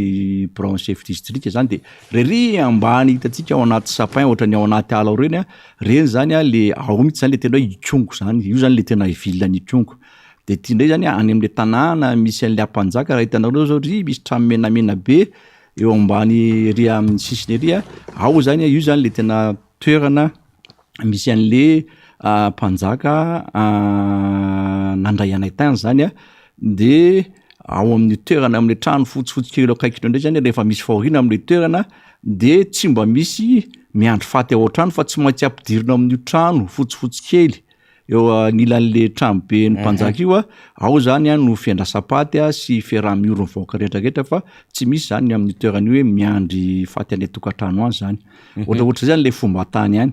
de ohatrohatry zao le endriky le tanàna hitantsika amin'ny sary ohatry zao zany anisan'ny hoe tena miady mafy ny olona ny amin'ny fiainana ka zay ny azo anambarana anazy de ohatry reny ry apity reny zany ohatry reny zany le tendrombohitra manodidina ny tanàna io zany de any amin'ny tendrombohitra io zany tsara ny manamarika fa misy rano korina maromaro misy sorsana rano maromaro alak'le tenenanareo hoe mameno tanimbary fa eo ihany koa le mandalo any ambon'ireny lalana ireny zany manimba an'le lalana zany le lalana le rano satria tsy voakojakoja araka tokony izy zay atao hoe lalana makany Ikongo zay ny endriky ny tanàna moa zay satria isika eto zany miezaka mba mitondra fahampahafantarana ho an'ny olona zany fa itsofoka amin'ny ady hevitra am'izay député Géry Randrembolaina zany ny amin'ny trangan-javatra nisy zay anisan'ny anton-dita ny toerana hitondra fankahirezana teny fampiononana ho an'ireo niarambona natao hoe niarambona zany de ireo namony ainy sy ireo mbola tsaboina vokatry ny atifitra vararaka natao mitandro filaminana ndray alatsinainy tany Kongo iny de nanatotosany zay hoe adidy amanandraikitry ny fiarahamonina zay ny solombamboaka zay nisy olo tena ny filoha sy ny antokotiko Madagasikara hoy isika tamin'ny fanazavana teo afaka manazava ve député Géry raha ny feo samy hafa tany toerana ny endrikendriky ny zava misy zany ary ny ambiansa sy ny ainanareo amin'le fandraisan'le olona sy le hoe mbola fanazava-kevitra maro samy hafa zay mety meny vahoaka tamin'ireo fandalovana nataonareo ireo sady mandravaka ny sary ihany namana teknisiantsika député tianany moa zany no manamarika fa le dianay tany zany dia tsy onoono ny zavatra ny ainana tany fa tena hoe mivantana tamin'ireo olona zay tena hoe ny ainan'le zavatra nisy ary niaran'le fitifikana mihitsy raha zay ny azo ilazana anazy eo ihany koa ny tompo manjoa zay anisan'ny mampalahelo hoe nisy fianakaviana anankiray nisy olona roa telo no atao hoe havana nampiraitam-po namony ainy zany tamin'ireny zavatra ireny de ireo olona reo mihitsy no niteny ny vatana ary anisan'ny anankiray natsaran'ny fahatongavanay tany zany de tena hoe tamin'ny fotoana natongavanay tany le olona vao tena afaka satria tena hoe natahotra izy ireo ilaza marina vokatry le hoe mbola mpitandro filaminana be dehibe raha ny tanàna mbola nandefasana renfort de eo ihany koa ny trao etseroa de tsy tena afaka nylazany zavatra maro le olona eo fa rehefa tonga tany izy hay zay hoe iraka manokana ndrana président Ravalomanana zay de tena hoe afaka nitahotr'ireo vahoaka ireo ary afaka nanambara ny zavatra tena nisy marina izy ary afaka nresaka ihany koa ny zavatra tena niainana nandritran'izay fotoana zay fa tsy ohatran'le hoe tonga tany zahay sanatriavina de zay onoony tena ambara no teo fa zareo niainan'le izy mihitsy no na afaka nanambara tamin'ny interview rehetrarehetra fa anamafisana anazy fotsiny teny hoe ny fahatongavanay tany zany de anisan'ny tena nakahery ary zay tonga tany de tena niditra ny vatana ihany koa président Ravalomanana ndresaka tamin'ireo ampanjaka reo olobereo ihany koa ndresaka ihany koa tamin'ireo olona manamanjoa niditra ny vatana ihany koa ndresaka tamin'ireo olona atao hoe voatifitra sy mbola mitsabo teny eny amin'ny hôpitaly de tena nakahery be andry zareo zay fidiran'ny président Marc Ravalomanana manokana zay ary anisan'ny nakahery andry zareo moa araka le lazaina teo indrindrandrindra ihany koa mba nahafahany izy vao nahazo toky ihany koa indrindrandrindra fa teneniko manokana eto hitantsika amin'ny sary de reo zao le atao hoe mpitsabo eo amin'ny toerana ao amin'ny hôpitaly eo zany ary olona ray ihany ny dokotera ao namana faniry nefa raha zavatra niainan'ireo olona tamin'ny zavatra iny de be dehibe ny naratra be dehibe ny atao hoe maty fa dokotera anankiray zay isorana manokana sy ireo atao hoe aide-soignante sy ireo paramedy vitsivitsy nanampy andry zareo tao fa tena miasa ary zareo ary izy moa raha de tena niteny mihitsy hoe manahirana anay ny zavatra tena laza zavatra tena marina zavatra tena misy eto fa zay koa mba mampalailo anay ny toerana misy anay raha sanatria etretin'ny fitondram-panjakana mety hoe iteniteny foana eto zay fa mialatsiny zay aminareo fa reo fotsy zavatra hitana masonareo reo de nareo mafantatra zay zavatra nanaovanareo fa zay tena tsy afaka hiten'ny zavatra loatra nohon' zay atao hoe trindry mahazo an'ireo olona reo ihany koa zany ao anatin'izay atao hoe fandalovana tany zay zany fa anisan'ny nafinaritra moa zany de hoe izahay tsy resaka zay ny alianay ty fa tena anampy ny mpiarabelona ka na izahay ary na ny atokotiko Madagasikara miaraka amin'ny RMDM miaraka amin'ny délégation nanalefa tany de tena ifanampy aminareo ka na izay ary de misy hoe mety misy zavatra azonay anampinanareo fa lazaonay inona mety tsy ampy na inona mety afahanay manampy anareo ihany koa de tsy afenina fa nanampy an'ireo mpitsabo reo ihany koa zany délégation araka ny toromarika président Ravalomanana hoe apiro zareo afaka arak'izay mba ahafahanareo manampy anazy ahafahany zany mba mitsabo haingana an'ireo maratry reo zany indrindra satria mbola misimisy ny marary ihany koa to hoe nalefa telo zany ny atao hoe marary tamin'ny fandalovana 13 menata no mbola tsabona atao ikongo zany fa nisy ny nalefa tany fanadina zany nisy tsy haiko maromaro ihany koa fa tsy haiko tsaka le isa ampolo mahery nateo ampolony ihany koa le izy fa tamin'ny fandalovana tany zany de nisy ihany koa mbola maty tany fanadina zany nisy anankiray maty de fandalovana ita ihany koa misy koa faty anankiroa zany mbola tsy hita zay atao hoe nitsoka atao anaty elakelatrano natao anaty kirofotro atao le olona fa rehefa nasisy le olona zany vao hitan'ny fokon'olona de zany hoe mbola fanampin'le maty zany zay anankiroa zay fa mbola misy vaovao nandeha ihany koa raha ny feo ianao androany misy ny telefôna avany mbola misy mbola marintsika moa zany fa indrindra satria vaovao lehibe koa le izy de mila mitandritsika resaka mpangalatra vanille resaka mpangalatra fary koa zany zay eritreretiny hoe nisy zavatra ohatr'izay fa mbola aloha mbola amarinina tsara le vaovao de ho lasaina amitsika miandalana ety any zany zay zavatra zay de ohatraohatran'izay zany atao hoe kisarisary fa raha ny fionana indray tamin'ireo atao hoe olobe tao amin'ny trano lapa moa zany ny filazan'zareo azy zany any amin'io lapa io zany dia karazana ohatrany hoe toerana anankiray misy ireo olobe ao tanàna de rehefa misy olana mitranga eo amin'ny toerana io zany de karazana hoe fampihavanana zany io toerana anankiray ao amin'le lapa io zany alefaso le sary fa le de rehefa mandeha zay fampihavanana zay arakarak'izay olana misy eo amin'io tanàna io de eo amin'ny trano io lapa io zany no andraisana ny olona rehetrarehetra de ity ve zay député ty mbola any amin'le tena toerana zay nisy ny mpanjaka mihitsy zany tsy manina fa alefaka any lo toerana zay no azandoana azy ty efa hita amin'ny sary eto raha hitantsika misy raha mato mavomavo io zany zao amin'ny akavanana io zany ny vadin'le mpanjaka io zao de manaraka azy io le tena mpanjaka ao am'le Aiza am'reo? le manaraka le ramatoa zany amin'ny akavanana indrindra le mipetraka ambony seza de eo manaraka anazy io zany karazana ampanjaka ihany koa fa tena hoe mpanolo-tsaina akaiky amin'ny mpanjaka zany de misy vehivavy nataony zareo ampovoany io io koa zany tena hoe tena ampanjaka ihany koa izy io zany fa mahavehivavy anazy zany dia nataony zareo ampovoany eo zany izy fa anisan'ny hoe reo zany le tena hoe mbola olona tena akaiky amin'ny fanjakanao am'le toerana zany de misy an'le anankiroa atao amin'ny sisiny atao amin'ny akaviato zany le manao maintimainty sy le manao mangamanga reo ndray zany karazana hoe tena hoe loolona zany na hoe olobe eo amin'ny tanàna manodidina zany de rehefa misy tsangan-javatra ohatr'izao zany de mivory mihitsy zareo hoe isolao raisitsika de mifampilaza ry zareo de teo zany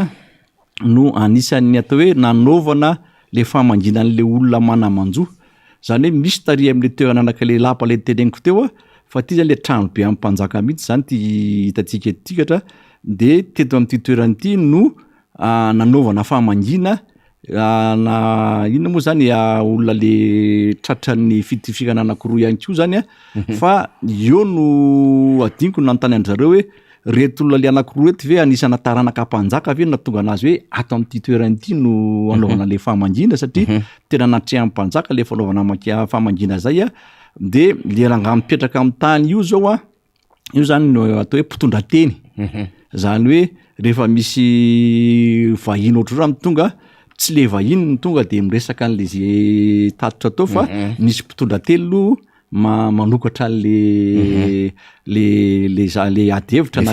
le fionana zany de ao amin'ny ilany eo koa misy mamaly an'io ihany koa zany mpitondra teny avy amin'ny mpanjaka ihany koa zany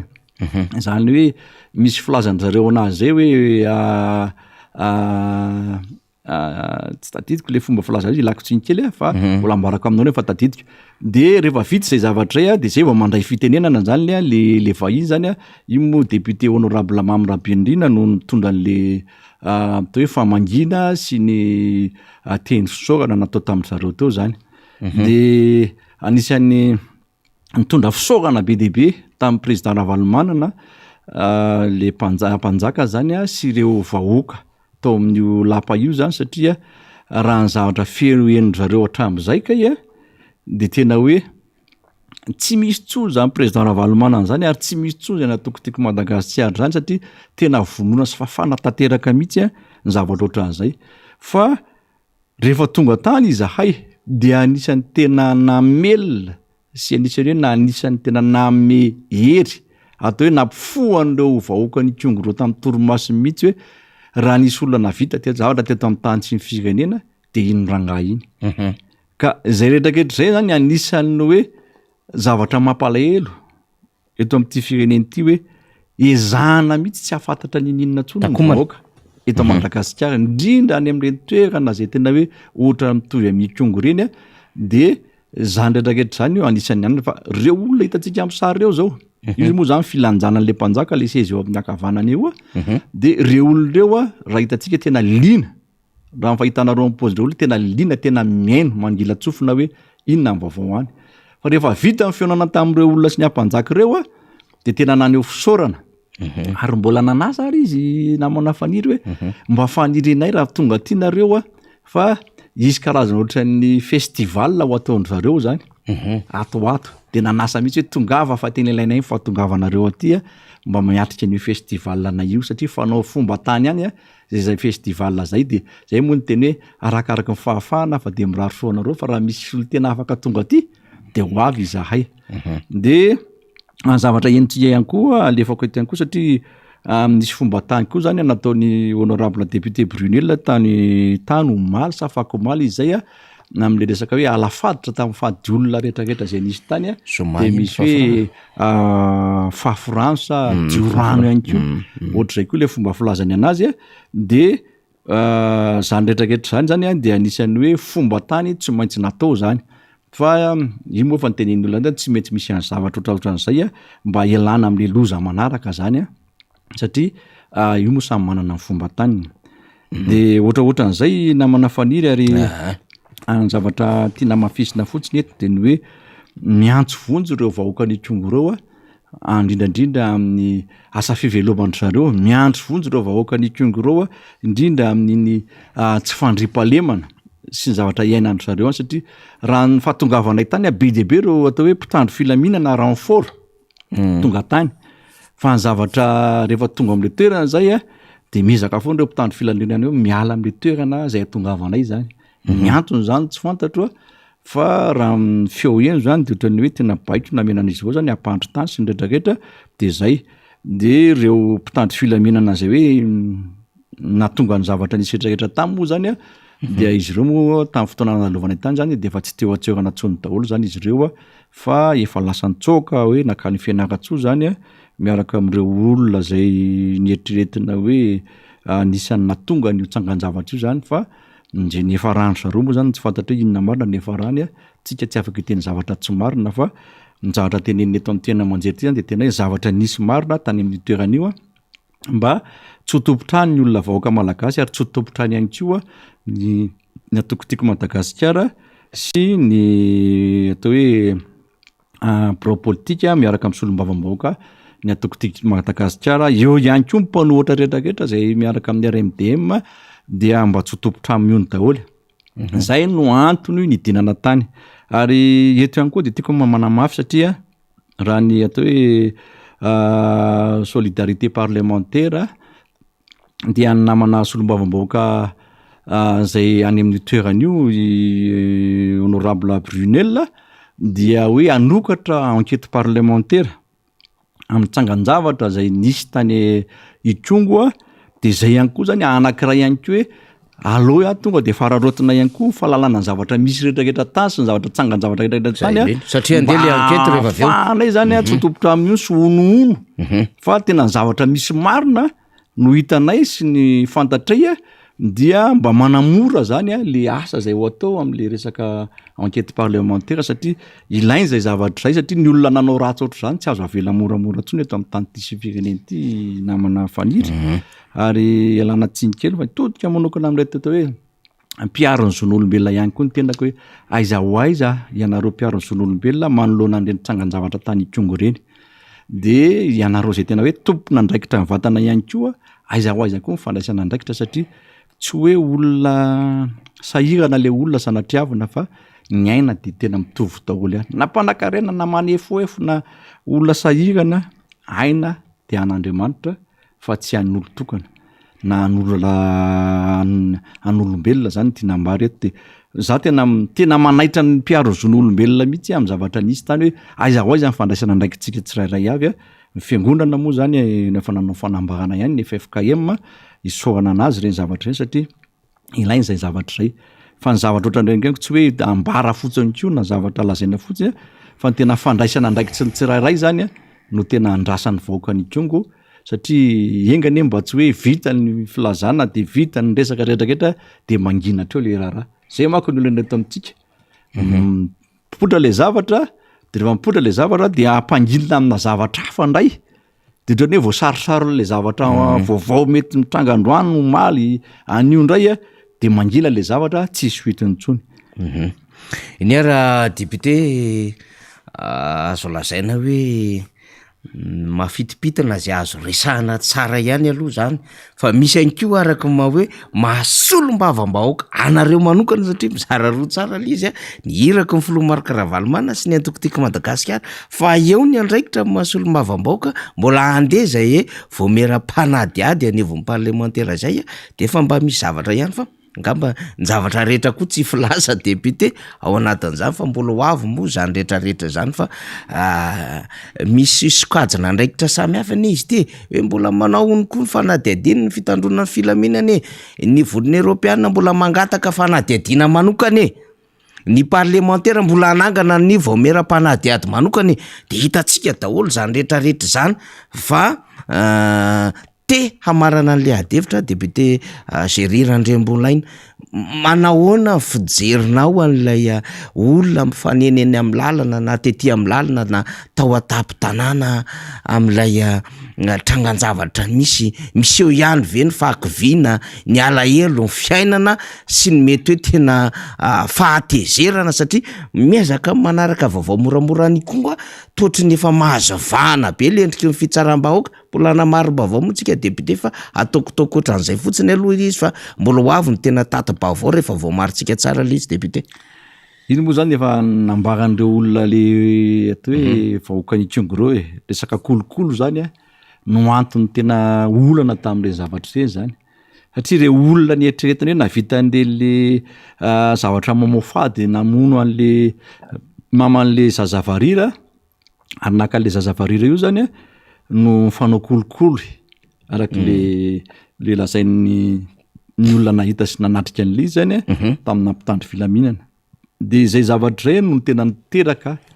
ireo atao hoe faty olona sy zavatra nitranga rehetrarehetra tany ka zay le vokatra le tsy fatokisana an'le mpitandro filaminana zay itsony satria ireo mpitandro filaminana reo de anisany ohatra ny eritreretin'ny olona hoe niaro reo atao hoe olona zay tena hoe nanao an'ireo zavatra mamofady reo zany de zay no narombotra ny olona hoe fampiantso ny olona hoe andaotsika tena andray andraikitra fa tsy matoky an'ireo mpitandro filaminana reo tsony. De zay zavatra rehetrarehetra zay no tokony no hoe andraisana andraikitra mihitsy zany ny fanjakana satria na inona lazain'ny mpitondra fanjakana efa tsy matoky an'le mpitandro filaminana tsoa zany le vahoaka ka zavatra nyaina anatin'ireo vahoaka reo tany sy zavatra nisy tany zany araka le fanadihadiana natao tamin'ny haino manjery reny de tsy izaly député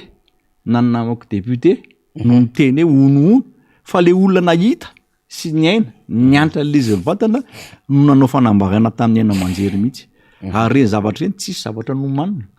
Fotoana nay tany ary tena tonga amin'ny valo alina zay de tonga tany amin'ny hôpitaly de reo tonga de niteny araka ny interview natao teo vita iny maraina zay niona tamin'ireny ampanjaka sy nanao zay famangina zay tsy nisy fotoana mihitsy hoe anomanan-javatra iny fa de hoe tonga de zay zavatra hoe ity zavatra misy de natrehana ty zavatra misy de natrehana fa ny zavatra anisan'ny natonga saina ary anisan'ny nanaitra de ny hoe ny fandraisan'ny olona nay tany tena ohatrany hoe tena nanala ny aiasy ny tahotra mivoaka tany Kongo tany ny fahitana le délégation nalefa président Ravalomanana tany ary izahay koa tsy menatra mihitsy ny teny hoe zay iraka amonoko ny filoha Ravalomanana ary président navakana akile lazaiko teo fa rehefa naheno an'izay zareo de tena nafaka ny teny nafaka ny tahotra izy ireo ary tena hoe nanambara ny zavatra tena niaina ny arak'le fanlazaina teo aloha izany hoe reo olona reo zany am'izao fotoana zao de tena hoe mendrandra mihitsy hoe mpitondra vaovao tena hoe atokisana matsiaro diso fanantenana be le vahoaka député tena diso fanantenana ny vahoaka rehetrarehetra araka lazaina hoe le teny an-dalana zay de tena hoe be dehibe reo olona nanaraka ny azakazaka teny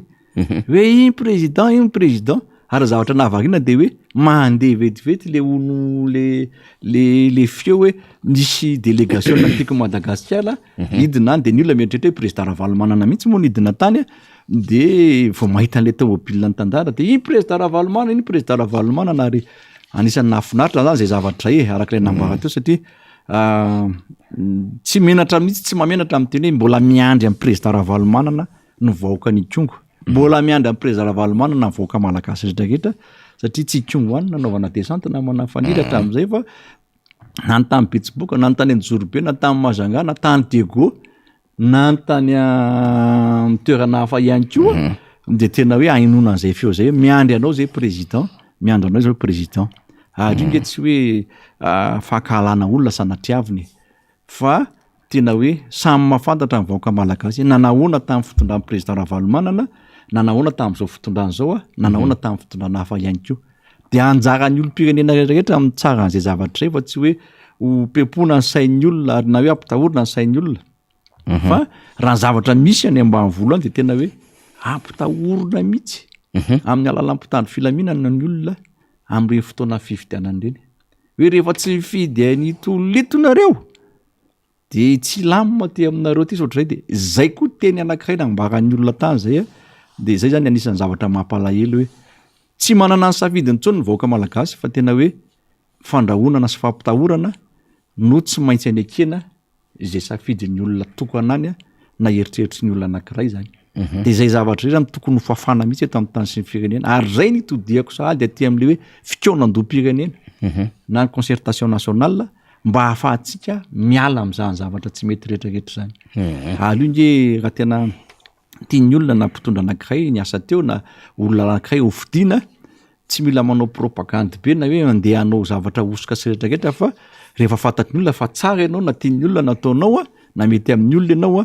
de lahan'ny olona foana fa tsy atao an'izany mety tsony olona hoe andeha rahonana na andeha ampitahorana andeha fiody olona anankiray zany fa zao mivokany zao zavatra iainantsika zao mivokany ary anisan'ny mampalahelo zay any amin'ny toerana hafa zany satria tena lasa le olona tsy manatsiny le olona tena hoe sahirana no mbola miampy hoe fahasairanany ary tsy vitan'le izy tsony fa maro am'ireo olona reo no olona eny tamimboly manao ny asany eny etsah ihany no voatifitry le bala tamindreny zany de izy ireo nefa mitondra taketra izy voatifitra eny amin'ny tanany eny amin'ny feny ohatra zany ny akamarony koa debute sakaiza daholo le faritra zany raha ny hitanareo sy ny heninareo le tam'le voatifitra le faritra am'le olona voatifitra raha ny heninareo misy zany ny hitanay maso aloha zany eny amin'ny valany eny amin'ny tanany eny amin'ny feny eny amin'ny kitrokeliny eny zany ny hitanay tamin'ny mivantana zany zay fa reo maty moa zany tenenindreo misy voatifitra teny amin'ny fony teny amin'ny tendany tany amin'ny lohany ohatra zany ny filazany zareo zany de zany rehetrarehetra zany no atao hoe reo olona zany be dehibe ny olona hositrana amin'izy ireo le 13 sy reo hositrana aloha ny hitanay aloha fa le atao hoe tsy fahafahan'izy ireo miasa tsony vokatry le mety hoe takaitra satria mety tsy afaka etsy antanany sasany ny sasany tena misy ny zara roa mihitsy fialan-tanany raha ny filazan'ny dokotera de anisany mbola atahorana zany zay le raha matory tenenin zareo zay zany de ohatraohatran'izay le hoe aorinan'ny fahasitrana izy ireo zany mbola afaka amelona mivady aman-jana ve ireo olona sa de lasa ho vesatra indray ho an'ny fiarahamonina zany vokatr'izay atao hoe ratra zay tsy fidy nazo an'izy ireo zay zany de zany rehetrarehetra zany tokony ho jereo am'mpitondram-panjakana hoe raha hiantoka amin'ny fanafody ambola hijabonana azy na hiantoka amin'ny fijabona azy ny fanjakana tokony ihany koa hiantoka amin'ny fiainan'ireny olon'ireny mandra-pahafatiny ngamba raha zay ny azo ilazana anazy na manafanitra ty dia tsy afaka hitanangadsony reny olon'ireny tsy afaka mety anao ny asa fanao ny andavanandro satria de mpamboly no asan'ireny olon'ireny de miompy ihany koa zany eny ary anamafisatsika n'izay fanazavana ny entin'ny solombavambaoka Géry Randrembolaina zay dia nisy ny fanadihadiana nataon'ny namana mpanogazety tany Antoerana io fanadihadiana zay nataon'ny namana mpanogazety io dia niresaka tamin'ireo marary zay mbola manao ny fitsabotena ao amin'ny hopitaly de nisy ny endrim-panontaniana zay napetraky ny namana mpanogazety zay hoe manahoana sy aiza ireo dahalo zay fototrolana na tonga n'lay hoe fakana kely lay zazavarira sy famonoana n'lay renylay zazavarira ary na tonga ny fitroarany vahoaka zany hitaky ny hanomezana azy ireo dahalo de tahaka n'izao ny fanadihadiana nataony namana mpanogazety zay tany an-toerana miaraka tamin'ny solombavambaoka antsika zany mba tsara ho fantatry ny rehetra ihany zany na de hoe lafi ny oeraoera samihafa ny fanodinany resaka mba tsy fantoka ny raharaha lehibe tahaka izao dia aleo resantsika hatrany ny zava-misy tany Kongo tiary ny fanadihadiana nataony namana Iasin'Andriamalala sy Mano nomeny ireo dahalo vola ireo zandary tao Ikongo ka navotsitry ny zandary izy ireo taoriany ilay tranga fitifirana vararaka ny tranga tany Ikongo raraka ny fijoronana vavolombelona nataon'ireo mponina tany an-toerana tsy marina ny vavaony ely fa maty ny sasany tamin'ireo dahalo nangalatra zazavarira izay niteraka fahatezerana tamin'ireo vahoaka ka nahatonga ireny faty olona ny kararana ireny hoy ireo mponina le dahalo na baraokondreo lafa nanandreo le vola ny vola voarainy le dahalo na baraokona votsitra zany votsitra nisy ny teny matsy hoe maty koa le dahalo sisy maty tsy hita zany nale nalefandreo zany le dahalo alefany koa satria nisy mpangalatra mamboenyndahy agatolongona teo niaraka taminazy niaraka tamin'ny dahalo tagnaty ny violon tao de nomba tambany taminay teo lasa navaratrano lasa agnaby hetahozy izy efatra nasaraby ny efatra miaraka am'le dahalo le mpangalatra mambiny efa nalefa ny gendarme oka azavao tsara efatra le nangalatra an'le varira de nisy mpangalatra mambo koa niaraka violon raiky taminazy tao de nalefa nylefa teo de fa nangingigny aby ny fokon'olo de nalefa ny agny nylefa après le tifitra io zavatra lasagna amizay izy niaraka niomboka amin'igny lefa koa tsy mahatoky intsony ny fitsarana sy ny zandary ireo mponina atao ikongo ka izay no nahatonga ny vahoaka hitroatra ho hiatrano izy ireo. Vokatry ny kolikoly aloha ny tena voalohany indrindra ny mahatonga an'izao zavatra zao sy mahatoky ny fitsarana koa ny vahoaka zay ny tena antony voalohany nahatonga ny fisehoany zavatra io kanefa je mahonena tokoa satria vahoaka be dia be no voatsifitra na eny na jefa nandositra aza dia mbola nisy voatsifitra ny taty. Raha ny vaovao dia nesory ny filan-kevitra minisitra tamin'ny alarobia lasa teo ny chef district ny Kongo. Fantatra araka ny vaovao avy any an-toerana fa tsy aken'ireo mponina indray ny fanesorana io chef district io ka nanao taratasy fangatahana famerenana azy eo amin'ny toerany ireo mponina amin'izao fotoana izao. Nenitsika nalefa iny Andriamatoa Solomamboka Zeriran-Drembolaina zany satria manamafy ny fanazavanao ihany reny lafin-javatra reny amin'ny hoe ny kolokolo ny fototry ny olana de lasa rava le fifampitokisana eo amin'le vahoaka sy le rafim-panjakana de amin'ny alalan'ny fitandrona ny filaminana sy ny fitsarana izany dia tonga hatramin'ny hoe maka ny andraiky ny araky ny tandrifiny azy le vahoaka fa lasa tsy mino tsy mahatoky tsony ary tsy liana tsony amin'ilay endriky ny fitantanana raha mpanjakana de teo koa endrika ny fanazavana samihafa le hoe mbola tsy hita zany raha mivavao fantatra ireo dahalo reo mbola tsy fantatra koa hoe nalefa aiza de natao aiza de iza nakazy satria ny fahazonany reny koa no mety hahafantarana marina ny momba ny antony nakan'izy ireo an'ilay zaza varira sy hoe iza mampaniraka ohatrinona ny karama ary alefa tao aiza inona ny ilaina reo zaza varira reo zany daholo anie lafin-javatra amin'ity raharaha ty fa hitantsika teo mamaraparina niny fanadiadiny sady mamaparana any resantsika député Zeriran-Drembolaina dia ny filan-kevitry ministra tamin'ny alarobia teo dia nanaisitra ny lehibe ny distrika atao amin'ny distrikany Kongo nandritra io fotoana io moa zany ianareo de mbola tany toerana raha ny zavanisy sy ny ainana zany fa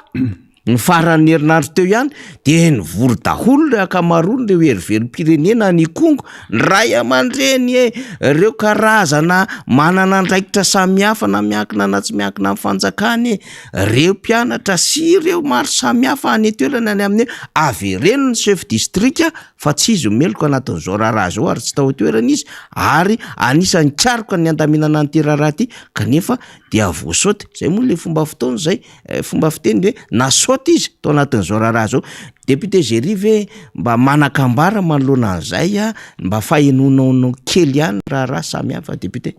Ya raha vaovao ihany tamo zany dia tamin'ny fotoana nitsangany zavatra io zany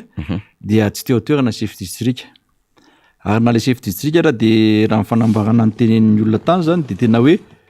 ny antso n'ireo gendarme sy mpitandro filaminana fa tsisy nandray zany zareo reo tamin'ny fotoana io de rehefa tsy nandray zareo tamin'ny fotoana io de mipotra ny zavatra nisy de rehefa vita zany le fifampitifirana zay zany vao ny antson'ny chef district zany ny mpitandro filaminana zao nitsangan-davatra tatsy ohatran'izay de eo indrindra le fanontaniana mipetraka hoe le fanomezana baiko tsy fantatra zany loha avaiza fa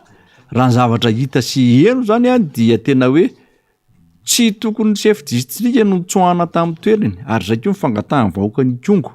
hoe mbola hipetrahan'ireo chef district io amin'ny toerana zay misy anazy zany satria ny chef district zany raha milazany vahoaka ny Kongo de tena hoe tsara fihavanana sy tsara fiarahamonina amin'ny vahoaka ny Kongo de na ny vahoaka ny Kongo ary hitantsika tamin'ny sary teo fa dia nanao ny taratasy fangatahana amin'ny filoham-pirenena hoe avereno ny solon'ny chef district anay fa tsy izy no meloko ary tsy izy no namebaiko amonona ny vahoaka ny Kongo zany de zay zany no atao hoe amaranako ny zay atao hoe vaovao misy tamin'ny dianay tany Kongo fa misy moa fandarana manokana ihany koa raha riva dia mbola isy toy ihany zany zay tantarany Kongo zay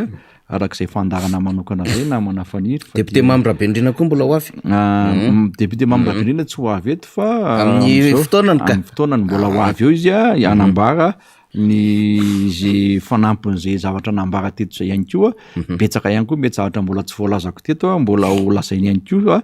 be dehibe moa zavatra ny ainana tany tsy vita nyray andro natiny ray no mitantaran'le izy fa na ny teny an-dalana na ny zavatra ny ainana tany na de fotoana fohy ary ny atao hoe nandalanay tany a be dehibe ny zavatra eno be dehibe koa ny vaovao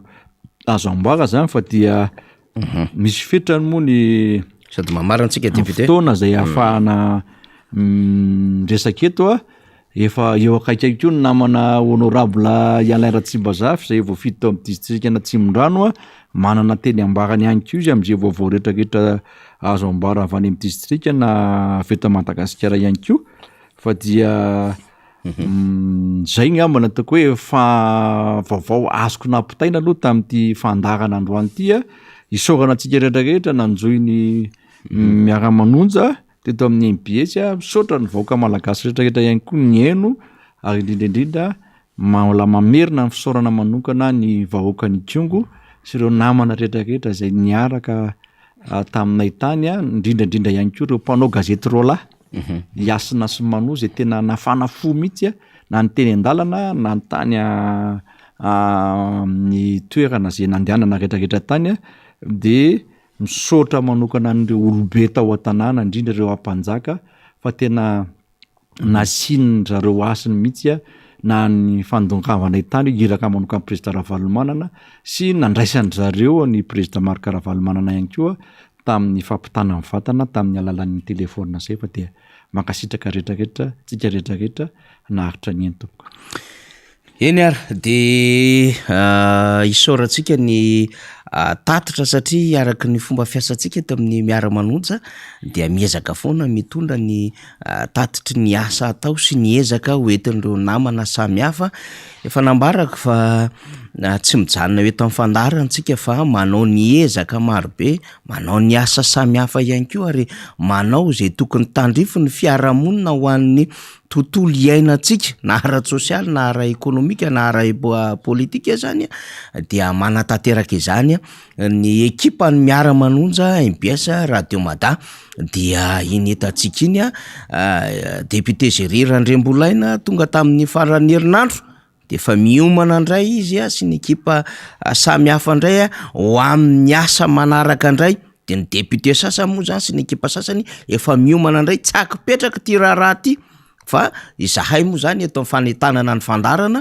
dia manohy ny fampahafantarana ny vaovao ny fanadiadiana ny fizaram-baovao dia ny fanazava-kevitra zay heverina fa tokony ho fatatsika rehetra am'izay anjara tandrify zaraina amitsika de zany sy zany de heverina fa ao anatin'ny adidy sy ny fampitam-baovao ho amin'ny hoe vaovao marina zay zaraina amitsika rehetra zany zay ny amin'iny fa na izany na tsy zany aza dia mbola ho avy namana solombavamboaka mamirabenrina am'izay fotoana hanjarany eto anivon'ny fandarana dia miaraka amitsika izy misy député sasany ihany koa efa miezaka manao fandaminana melo fa satria elaela tsy hentsika de fa manao fandaminana melo ihany koa satria miasa avokoa ireo namana rehetrarehetra eo miaraka ny eo anivon'ny birao politika zany sy ireo ratsana samihafa na vehivavy na ny tanora eo amin'nivon'ny antokotiko Madagasikara na reo projet mahakasika ny hoe vehivavy mendrika vehivavy mahiratra de miasa daholo zany rehetrarehetra zany satria fantatra tsara ny zavatra iainan'ny firenena am'izao fotoana zao fa mitaky fandraisana andraikitra ho an'ny olona zay heverina fa mety aminy ty fireneny ity de mazava ny resantsika anatin'izany de filoha Marc Ravalomanana sy ny antokotiko Madagasikara tsy miafina amin'izany tsika satria raha miresaka tsika ny amin'ny hoe tsy mieritreritra tsika fa mbola eo Andriamatoa Iany Rajoelina taona 324 fa isika koa nefa de fa ambony be ny toky sy ny fanantenantsika fa ny filoha Marc Ravalomanana no irariana ho tafaverina am'izany andraikitra hitantanana amin'ny firenena izany naturel ao anatin'ny fitantanana ny antoko zany satria filoha nasionaly izy ary efa nitondra teo niaraka andreo traika efa marobe zay ny tantanany an'ity firenena ity ary ho resantsika izany am'ty fandarana zay tapany fahatelo ty ny tapany voalohany niaraka tamin'ny tonton Raeksa ny tapany faharoa miaraka ny solombavamboaka Géry Randrembolaina de ny tapany fahatelo am'izay miaraka amin'ny Bogosy Alain Ratsimbazafy etsy Tsimondrano zany dia izany rehetra zany atsika ilazana ny amin'ny hoe tsika indray tsy mba misalasala zany mihitsy ny teny ny amin'ny hoe ny amerina ny filomarika ravalomanana hitatana ny firenena dia ataotsika vaindohan-draharaha zany satria ny efa hita nitondra fampandrosoana ny efa hita nanao ezaka de raisitsika ho zava-dehibe zany ary ny vaoaka malagasy ihany ko tany am'izay rehetra nale ary nandritry n'izay fotoana maro zay taoriny 7 de mangetaetan'zany ka andro rajoelona tsy eo amin'ny fitantanana ny fireneny 2023 eo ihany zany fa asa lehibe sy adidy lehibe miandry atsika de hoe mifamerenana n'ireo matoa marika ravalomanana anatin'izay fitantanana ny fireneny zay kandida naturel ny antoko zany fa mbola ho avy izy tena moa amin'ny fotoana mahamety azy handray sy hiteny zay etaeta sy izay mety ho antso ny vaoaka malagasy sy ny mpikambana ao anatin'ny antoko tika Madagasikara izay eny ary ho iaho hoe efa tsy lavitra no misy an'ny député Alain Ratsimbazafy dia io izy io avy niazakazaka tany Antsimondrano izy mifarany herinandro nanatotosany adidy amanandraikitra ny solotenan'ny antoko izy tao anatin'ny zay herinandro zay ary tena nivo ny fiarahamonina teny anko izy namaly reo antso sy etaeta zay tonga tao aminy araka ireo fanasana maro samihafa de tonga atao amintsika indray amty alasina itsy satria rehefa latsinay moa zany za rehefa itsika mifandara-potoana hoe député Jeris député Alain Ratsimbazafy indray avara-dransy Antsimondrano io de fa complet tsara mihitsy ny avandro any zany ao ny député Géry teo niaraka amintsika député Alain Ratsimbazafy miarabanao ndre matoa olo-mbaboaka miarabanao namana faniry ary faly miaraba koa ny vaoaka malagasy zay manaraka ny fandarana miara-manonja amin'ity maraina ity na itsika eto toerana na ihany koa isika zay any ampitan-dranomasina manaraka amin'ireo tambazotra tserasera samihafa afahana mifandray sy ny fampitafa amin'ity maraina ity ary tsy adino ny manao-kompantanana ho an'ny vahoaka n'Antananarivo Atsimondrano. De efa miomana Atsimondrano fa efa eto zany député Alain Ratsimbazafy ny vaovao rehetra moa zany de efa nitatitra araky ny fomba nahitany sy niainany zava-misy tany etoerana ny député Géry Landrembolaina député Alain Ratsimbazafy sika tamin'ny heriny teo moa zany de niezaky ny resaka ny zava-misy tany Kongo navita ny adidy zay nampiandraiketana taminy zany sy ny andraikitra zay niantsoroany ny solombavam-baoaka solotena ny filomarika ravalomanana sy ny antoko tiko Madagasikara taverina Somatsara eto antoerana député Mambrabendrina sy député Géry ary nitondra n'izay hoe afatrafatra teny fampiononana eny aza am'izay kely hoe voatsarabon'ny tanany amin'ny fiarahamonina malagasy ty zay maharatsy azy fifanampiana raha teo ny fiainana député Alain Ratsimbazafy alohan'ny hidirantsika aloha hevitra hafa taoriana n'ireny zava-misy ireny de ao fitakinany amerenana ny lehibe ny district ary ny eo amin'ny lafim-baovao samihafa tsy hoe manginginy Kongo fa mbola mivoatra indray raha ary mbola endrika tsy fandripalemana trany mbola riany ambadimbadika fa eo mpamafisana ny vaovao samihafa tsika ny namana mpanao-gazety koa miezaka mitaritra ny lisy fa mba hanakatona atsika ny rideau-ny Kongo aloha zany anatin'ny fandaratsika mbola mety manana ny anamafisana izay ve ny solombavam-baoaka Alain Ratsimbazafy. Voalohany angamba aloha dia mitondra ny teny fisaorana ho an'ireo délégationna ny solotena zany ny ireo solombavam-bahoaka ny antoko tiko Madagasikara ary ny eo anivon'ny fanoherana zay ivondronan'ny RMDM nidina tany Ikongo ary naneo an'izay fiara-miory amin'ny vahoaka tany atoeran'izay tamin'ny herinan'io moa namana faniry de fa nentina teto zay teny fiara-miory amin'ny ireo fianakaviana ny arambona ireo fa na izany aza dia mbola ho amafisitsika amin'ity androany ity satria teo anelanelan'izay fotoana zay zany hoe ny alatsinainy lasa teo sy ny androany dia mbola nahitana ihany koa ny fiakarany olona zany zay namony ainy ka mitondra n'izay teny fiara-miory aminareo fianakaviana zay namoiavana tamin'iny tranga mampalahelo tany Ikongo iny. Araky nefa nambara teo dia tsy mba manadino ny vahoaka malagasy ny filoha ravalomanana ary ireo délégation ny solotena tany dia nitondra n'izay teny zay avy amin'ny anarany filoha ravalomanana sy ireo mpikatroka rehetra ao anatin'izany antoko zany isaorana moa izy ireo na vita be satria de fantatsika tsara na manafaniry ny atao hoe faharatsy ny lalana zay vao tonga any amin'izany toeran'izany ary eo ihany koa ny fahalavitan'izany toeran'izany dia isaoran'Andriamanitra moa tavaverina Somatsara eto Antananarivo zany ireo délégation rehetra zay ny solotena tany. ao anatin'izay dia manodidina ny sehatry ny tsy fandriam-pahalemana moa tsika zany no nitrangany reny fifamonoana mahatsiravina tany amin'ny faritra ikongo iny ireny zany miainga amin'ny tsy fandriam-pahalemana ao satria tadiditsika tsara fa ny fakana na ny famonoana ankeriny zany renina zazavariry zany netomboan'izy io ary hitatsika nefa fa manerana ny nosy dia hitrangany zay atao hoe raharaha makasikasika zazavarira izay ny fanontaniana apetraka eto de ny hoe ny fitondram-panjakana ave de tsy mbola taitra ihany ka mametraka ny pakady mahomby amin'ny fanenjehana andreny olona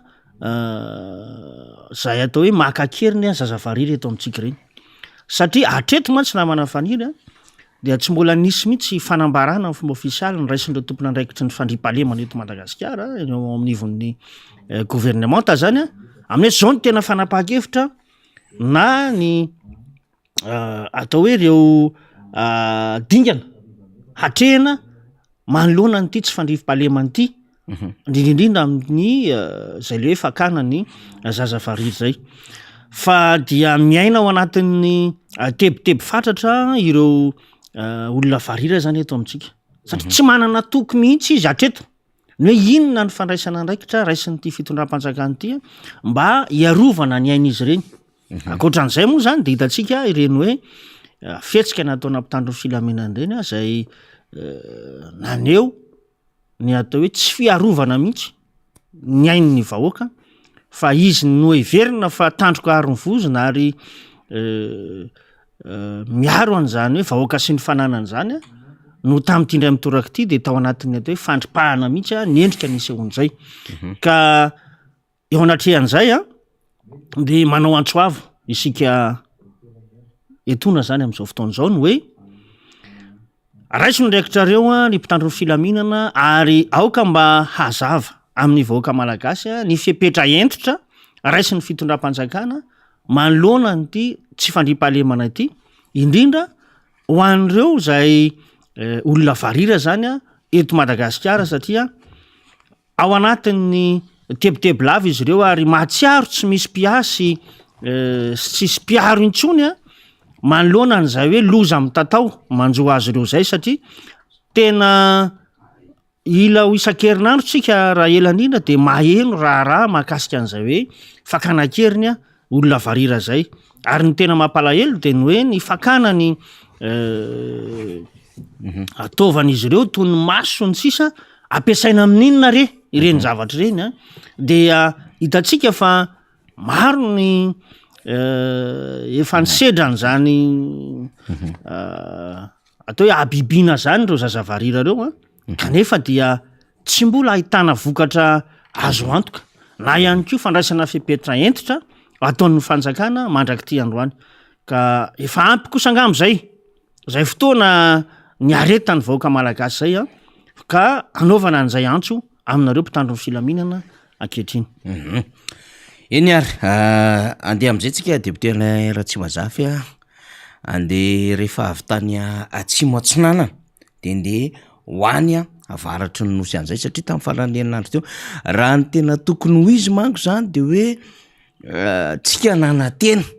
fa mba andray ho zava-dehibe ny zava-misy tany Kongo iny le fitondram-panjakana zany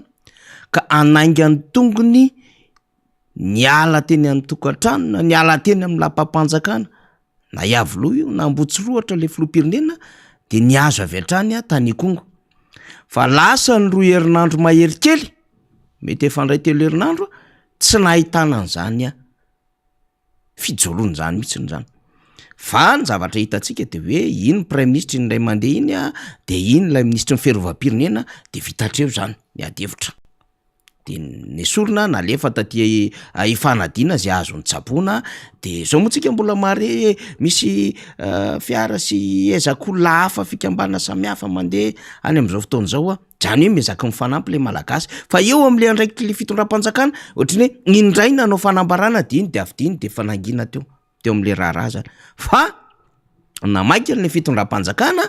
dia tahaka n'lay hoe efa fantatry ny rehetra tsy fanjakana le fanjakana raha tsy manao balina,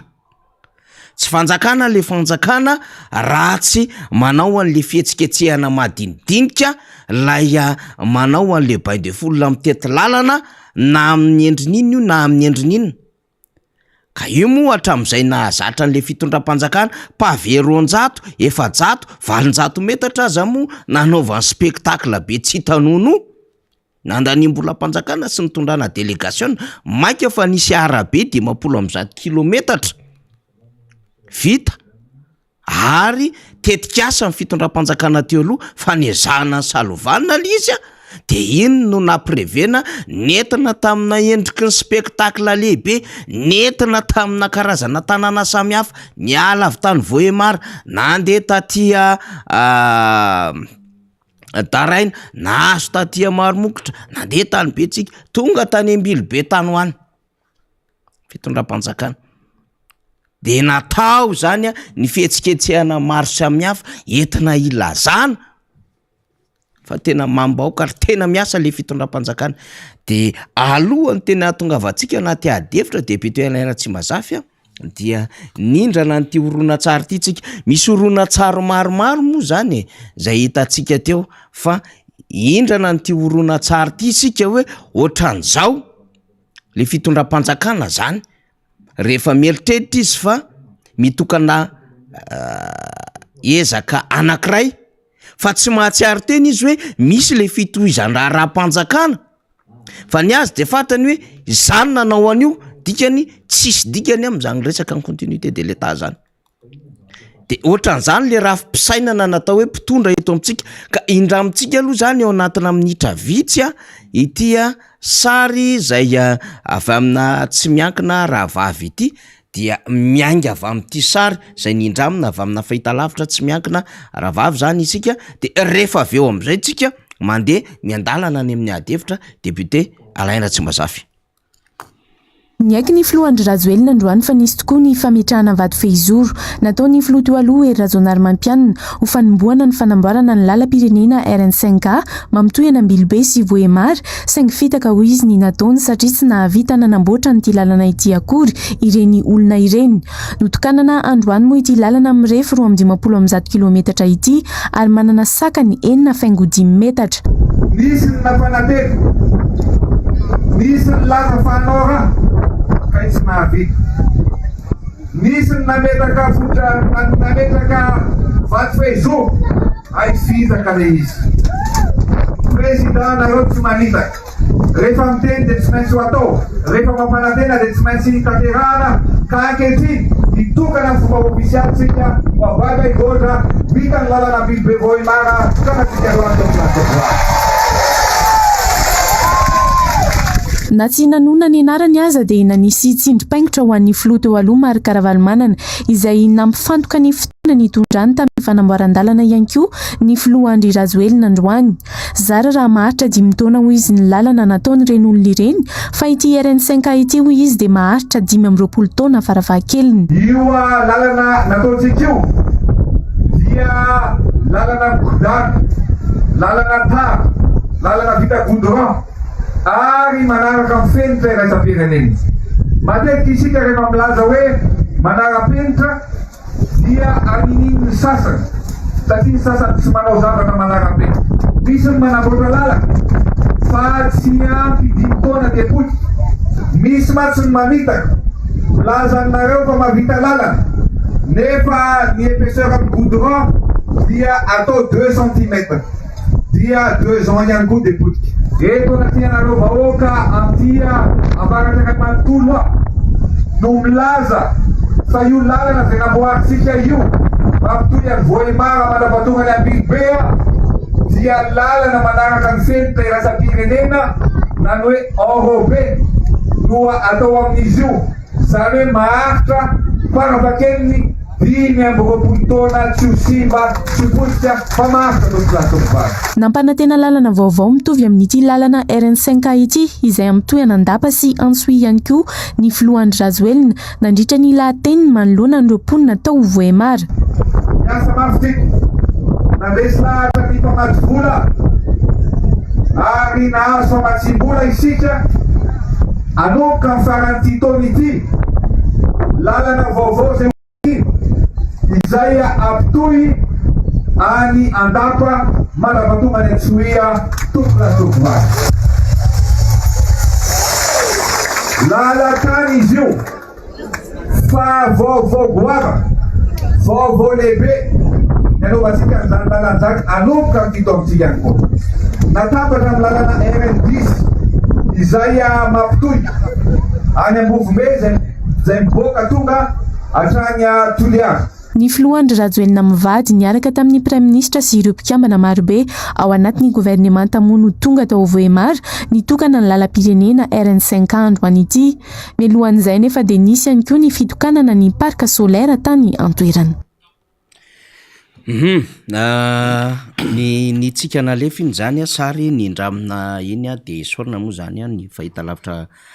ravavy zay nafahatsika nindrana ny famitena tsara etrany tena mizara roa ny adevitra iny mazava tsara zany de hoe ny fahavitany le RN5A misy ny RN5 manko misy roa zany nisy ny RN5 zay efa ty Tomasina mahazo juskatrany Maroantsetra de ny RN5A zany iny lalana zay nresahatsika iny Ambilobe Voemar mitomakany iny zany ka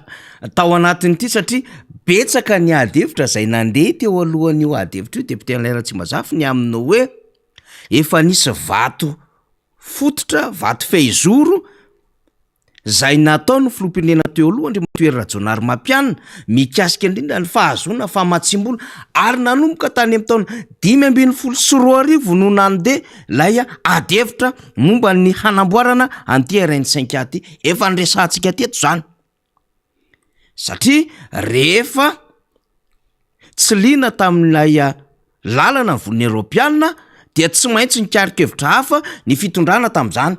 Andriamatoa Rajaonary Mampianina dia taty amin'ny 2014 mitohy 2014 dia ny fanjakana Sinoa tao anatin'ilay fiaona ny Sinoa fanjakana Sinoa tamin'ireo firenena afrikana no niproposena nyty lalanyty de rehefa miproposena dia liana hoe eny ary amatsy zahay de nandeha ny fombafomba samihafa ary tao anatin'ny fombafomba samihafa efa nresantsika ny zava-misy tao amaromokotra zay nanaovana ny fomba ahafahana miroso amin'ny fanamboaran-dalana satria betsaka ny feo momba an'Ambilobe Voemar de natao ny fomba samihafa hoe ndao ary hanatanteraka ny fomba mampanao ny tany isika mba ahafahantsika miroso manao an'io asa io de natsona ny ray aman-dreny rehetrarehetra avy amin'ny faritra Rotota tonga tany fitondram-panjakana ary rehefa tonga tany fitondram-panjakana tamin'izany fotoana andro zany dia nanatanteraka an'izay mba ahafahana miroso makany amin'ny asa de nisy ny fifanaovan-tsony taty aoriana ary fantatra fa ny CRCB no anao an'izany lalan'izany orinasa Sinoa zany resantsika zany de natao le fametrahana le vato fehizoro 2014 zany hoe alefasika kely izy faly azafady le fametrahana le vato fototra hito manko ny tiantsika resahana am'izay député Ratsimbazafy satria le vavolombelo le olona miresaka am'lay filohan'ny repoblika le tenen'le filohan'ny repoblika teo hoe misy ny namitaka fa tsy nahavita akoriny de mba tiantsika ihany manitsy hoe rehefa manoloana vahoaka ohatrandreny na filoham-pirenena ary ianao mila mamadibadika tsara mihitsy ny zavatra ambaranao fa ity ny voasoratra ao anatin'lay vato fehizoro le takelaka nandritry n'lay fitokanana hanamboarana zany amin'le lalana Ambilobe Voemar de mazava ho azy ny anaran'Andriamatoa Rajaonary Mampianina filohan'ny repoblika io ny anaran'Andriamatoa Tsay Christian ary io ny anaran'Inga Ulrika Andretina zay ministre ny travaux publics sy ny infrastructure tamin'ny fotoanandro volana o 2014 de fantatsika tsara député Ratsimbazafy fa volana o zany efa niditra tao anatin'ny lendrika fiara mitantana gouvernemanta marimaritra iraisana ny olay fidinana an-dalambe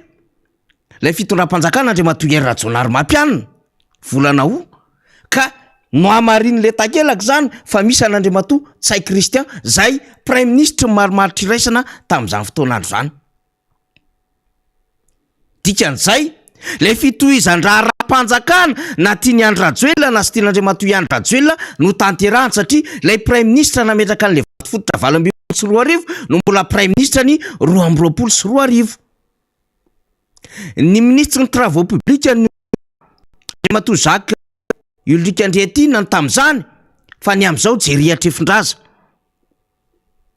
Le filoham-pirenena niova tamin'izany Andriamatoa Rajaonarimampianina fa am'izao Andriamatoa ihany Rajoelina. Fa matsimbola tsy no avan'ny fanjakana sinoa ary ny entreprise de CSCB. Karaha miteny zany Republika hoe ny sasany namitaka fa tsy nahavita akory. Isika hoe efa fanomanana fifidianana no tanterahana 2024 e. Ary efa fiatrehana sy fiomakomanana ny atrika ny fampelezan-kevitra aorianao ka nainga Rajaonarimampianina ary de efa nisaina volana vitsy no ametrahany fialana tao aoriany fametrahana vato fezoro iny. Tahakan'izany le tetra amin'ny rocade zay tery amoronakona bypass.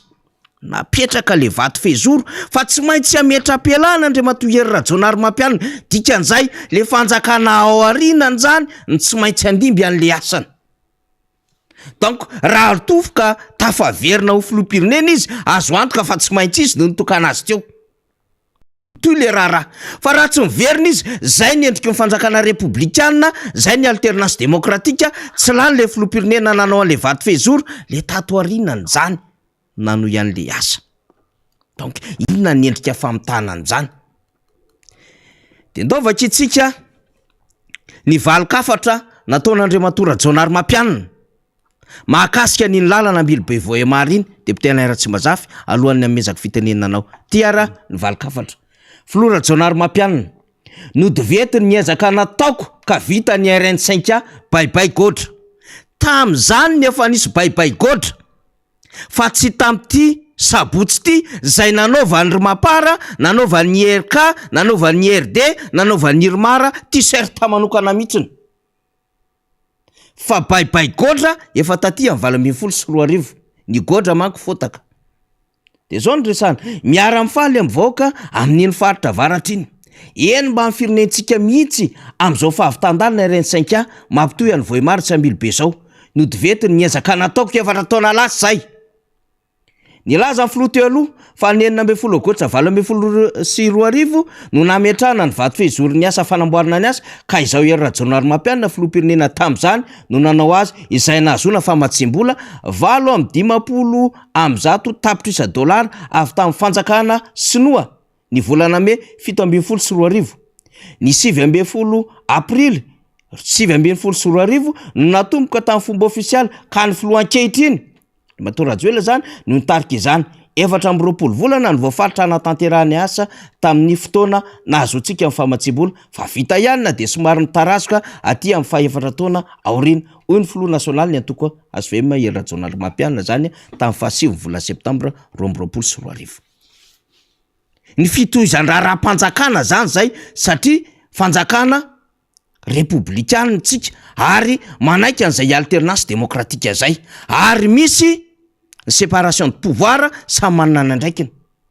De mbola no mafisingyary Ivrakody vao zay coordonnateur national ny antoko ASVM iray am'ireo tao anaty ny fanjakana Andriamatoa Hery Rajaonarimampianina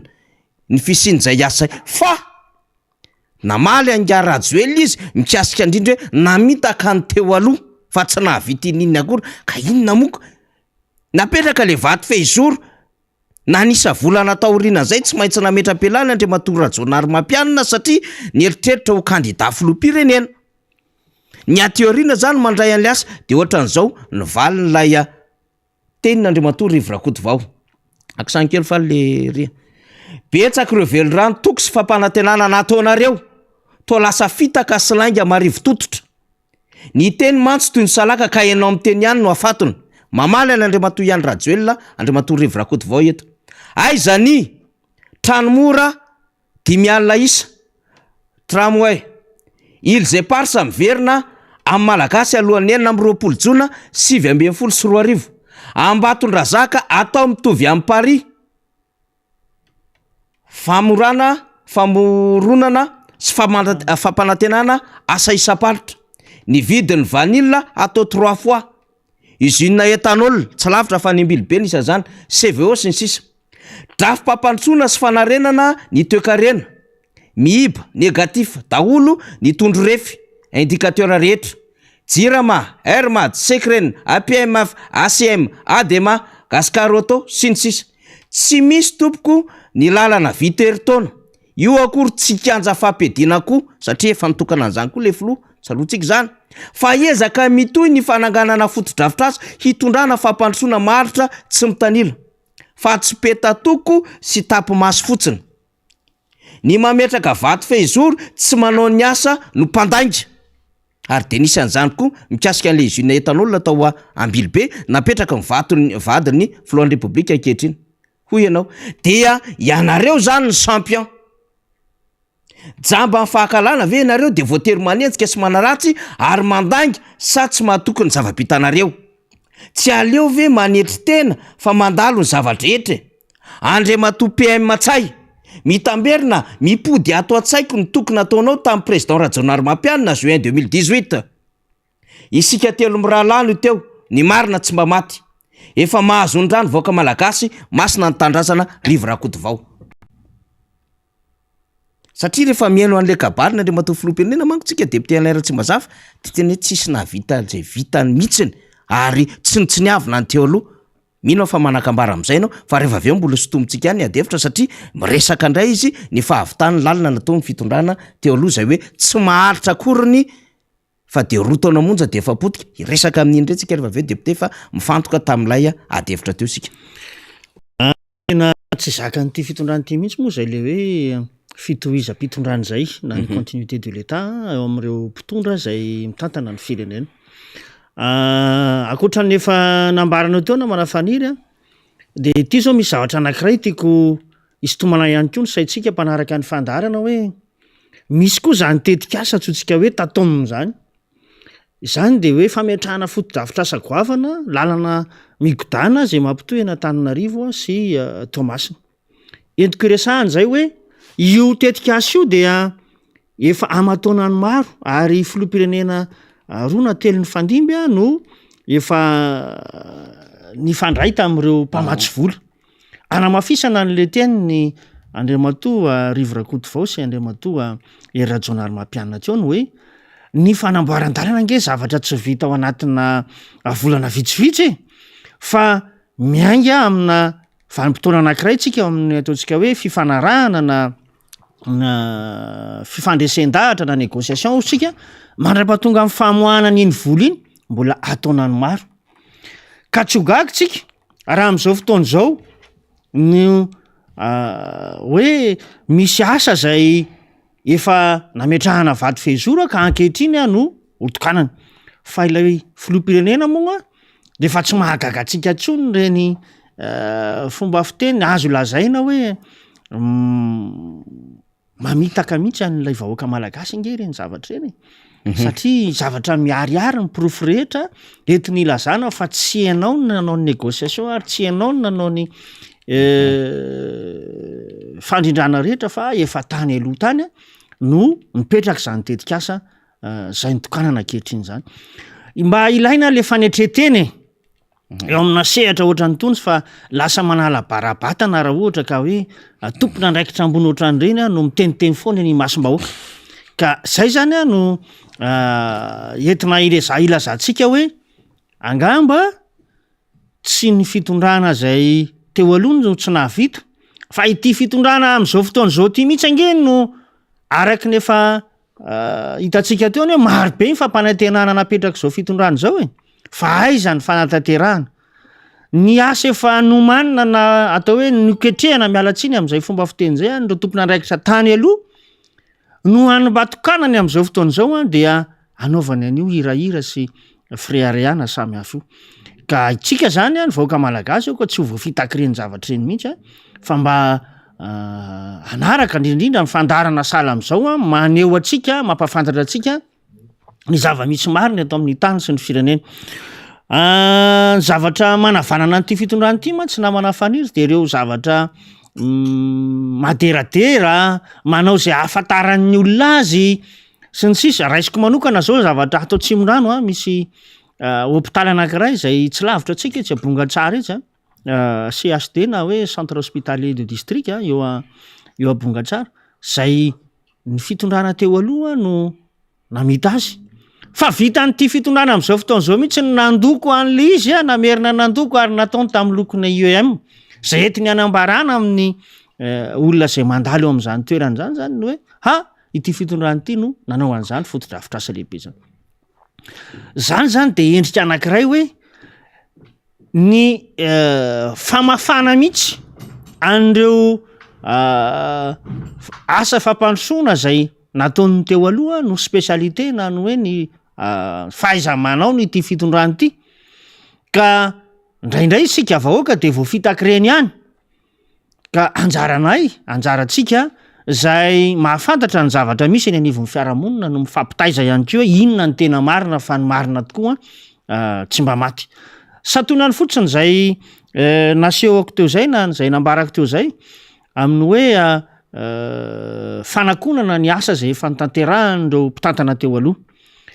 Fa raha ny zavatra mety hitranga eto amin'ny firenena arangambany am'izay manda manaraka eo an'izay filoham-pirenena manaraka eo de tsy misy zavatra noketrehan'ity fitondrana am'izao fotoan'izao ty mihitsy ka hoe hotokanany zany,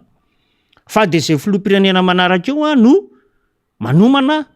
any fifampirarahana ary ihany koa no manatanteraka ny asa satria efa nambara teo fa maro rehefa mpanantenana tsisy tanteraka mandrak'ity androany ary toa entina hanakonana izany tsy fahombiazana zany ity endrika famalifaliana vahoaka ity amin'ny alalan'ny hoe fanaovana fety lehibe anangonana nareo mpanakanto isan-karazany zay amalifaliana vahoaka. Kanefana ny ao anatin'le vilanin'le vahoaka io ne vao vita ny seho anankiray amina endrim-pitokanana na fampisehoana samihafa ireny dia maro ny vahoaka malagasy ny tsy manana tokony ary tsy misy ao anaty vilany fa miaina ao anatin'izany hoe fahasairanana zany. Io moa tsaroko eto ny namana faniry ny atao hoe fanambarana zay navoaka ny FFKM mametraka mihitsy an'le hoe aoka mba tsy isy fandaninimpoana ozy izy amin'ny sehatra ara-bola ka zavatra tsy hoe mitondra vokatsoa ho an'ny vahoaka malagasy. Anisan'izany zany hoe fampisehoany zany hitatsika fa andanim-bola be reny ary ny akamaroan'ny mpanakanto zao tamin'ny fitokanana tany avaratry ny nosy iny de natao antsoavy mihitsy mba ho tonga any toerana anafanany zany lanonany zany. Fantatsika tsara fa anisan'ny manana olana amin'ny sehatra lalana ohatra raha tsy tenitsika amin'ny loha-hevitra zay nentina teto androany mahakasika ny Kongo ao anaty tena hoe faratsin-dalana tanteraka zany toerana zany. Tsy aleo ve mba misy ny atsotsika hoe fehikibo na fitsitsiana ataony fitondram-panjakana mba hitsinjovana kosa ireny vola ireny mba hatokana anatsarana ny fari-piainan'ny mponina ary raha resaka foto-drafitrasa ihany maro ny lalana zay ahitana fahasimbana sy faharatsiana am'izao fotoan'izao sao de mba tokony ho reny no andeha andanim-bola fa tsy lany lasa amin'ny resaka tsy mitondra vokatsoa ny vahoaka malagasy ny endrika fandanim-bola eto amintsika ary fantatsika fa ao anatin'ny atao hoe ny firenena zay miaina ao anatin'izay olana zay tsika am'izao fotoan'izao amin'ny lafiny ara-toe-karena sy ara-tsosialy fa mbola tsy tonga saina ihany le mpitondra hoe inona no tokony hitodiana makany am'reto vahoaka malagasy zay napindrana fahefanako. Fa izay fahefana omen'ny vahoaka zay mantsy dia misy fetrany ihany ary fantatsika fa amin'ny taona 2024 de hiroso amina sehatra ny fifidianana tsika. Ao anatin'izay zany ny vahoaka malagasy ny tsara mandinika manoloana ny hoe iza ny olona mendrika ary tena hitondra an'izay asa fampandrosoana marina sy hipakany anaty vilanin'ny vahoaka malagasy zay ny asa fampandrosoana tsika atao. Ny zavatra hita mantsy am'izao fotoan'izao de lasa revotsika na ny mpitondra indrindrindrindra ao anatin'izay lafiny hoe seho ivelany fa pokaty ny ao anatin'le tena hoe fampandrosoana ifotony ny vahoaka malagasy ka eto na manafaniry mbola tsindritsika ihany no hoe raha fitinina reny zavatra naseho teo reny de tsy zaka nyity fitondranyity mihitsy ny milazany marina ho an'ny vahoaka malagasy rehefa hoe tsy izy ny nanao azy de tokony tsy tokony mba miaiky ny fanaitretena nge anisy zava-dehibe ary io no hoe ny eloka ibaboana mody rary no sika ary ao anatin'ny tenin'ny soratra masina raha teo zany fa tsy ianao efa tsy manao nininona indray no mbola manosim-potaka an'le olona zay atao hoe nikatsaka ny mahasoa ny mahatsara any firenena ny amanko no zavatra tena tsy azoko am'le lozika nandriamatoa filoham-pirenena am'izao fotoana zao deputé Alain Ratsimazafy zany de hoe za zany tsy nieritreritra mihitsy hanenjika ny Andriamatoa Hery Rajaonarimampianina sy ny SVM zao fanjakana zao ny antony tsy nisy nahafantatra n'Andriamatoa Hery Rajaonarimampianina teo amin'ny fomba fanaovana politika raha tsy Andriamatoa Ihany Rajoelina no nametraka azy tamin'ny tetezamita ho minisitry ny vola ary tsy nisy nieritreritra n'Andriamatoa Hery Rajaonarimampianina ho kandida fa efa mazava ny kandida teny amin'ny Fitura de nisy an'Andriamatoa Edgar nisy an'Andriamatoa Camille Vital ary mbola nieritreritra ary ny afo hoe mety ny filohan'ny MMM Andriamatoa Ajo Andriananarivelo fa tampoka teo nisy an'Andriamatoa Hery Rajaonarimampianina nanao fanazava-kevitra tao amin'ny Colbert fa anisan'ny kandida izy ary zany no nitoanan'Andriamatoa Ihany Nirina Rajoelina 2014 de zay ny teneniko hoe na inona mety ho fanenjehany fitondrana am'izao fotoana zao ny fitondran'Andriamatoa Rajaonarimampianina sy ny SVM satria teo voateraka le hery vaovao Madagasikara de na tiana na tsy tiana zanaka mapara ihany Andriamatoa Rajaonarimampianina sy ny SVM ka raha manenjika izy ny fitondrana Rajaonarimampianina sy SVM manenjika ny tenany ihany izy raha milaza fa mpamitaka mpandainga tsy nahavita ninina na piesona de zay loha zay tsy azoko le lozika mila tena misaina tsara amin'ny fomba fanaovana politika satria ndraindray manazaza saina le fomba le fanjakana am'izao fotoana zao velantsika eo ny amin'ny fazy mbola resantsika député ana fa Alain Ratsimazafy fa ity misy zavatra mampime de ity ny tena hidirantsika amin'ny famakafakana maranantsika ny teadevitra ity zany fotoana efa mandroso ihany raha voatapaka faly le izy de ity fotsiny isombona vidéo ty fotsiny nalefantsika de andao ary sombony le vidéo 3 minitra nalefa namana teknisiana teo le izy lay nindrama tamin'ny radio Ravavy zany iny tapany voalohany iny satria tao anatin'le fitokanana nambily Bevoemar RN5A zany izy de sady namaly ny filoha teo loha Rajaonarimampianina no namaly ny filoha Marc-Ravalomanana dikan'izay zany tsisy nininona zany vitan'ireo olona reo fa izy ny tena nahavita betsaka izy le tsy nahavita io izy ny tena nahavita betsaka de zao lay orona tsara sy orona pefoy dia mandeha am'izay tsika ao anatin'ny fanadihadiana misy ny manamboatra lalaka fa tsy ampy 10 taona de poty misy matsy ny mamitaka lazanareo fa mavita lalana nefa ny épaisseur amin'ny goudron dia atao 2 cm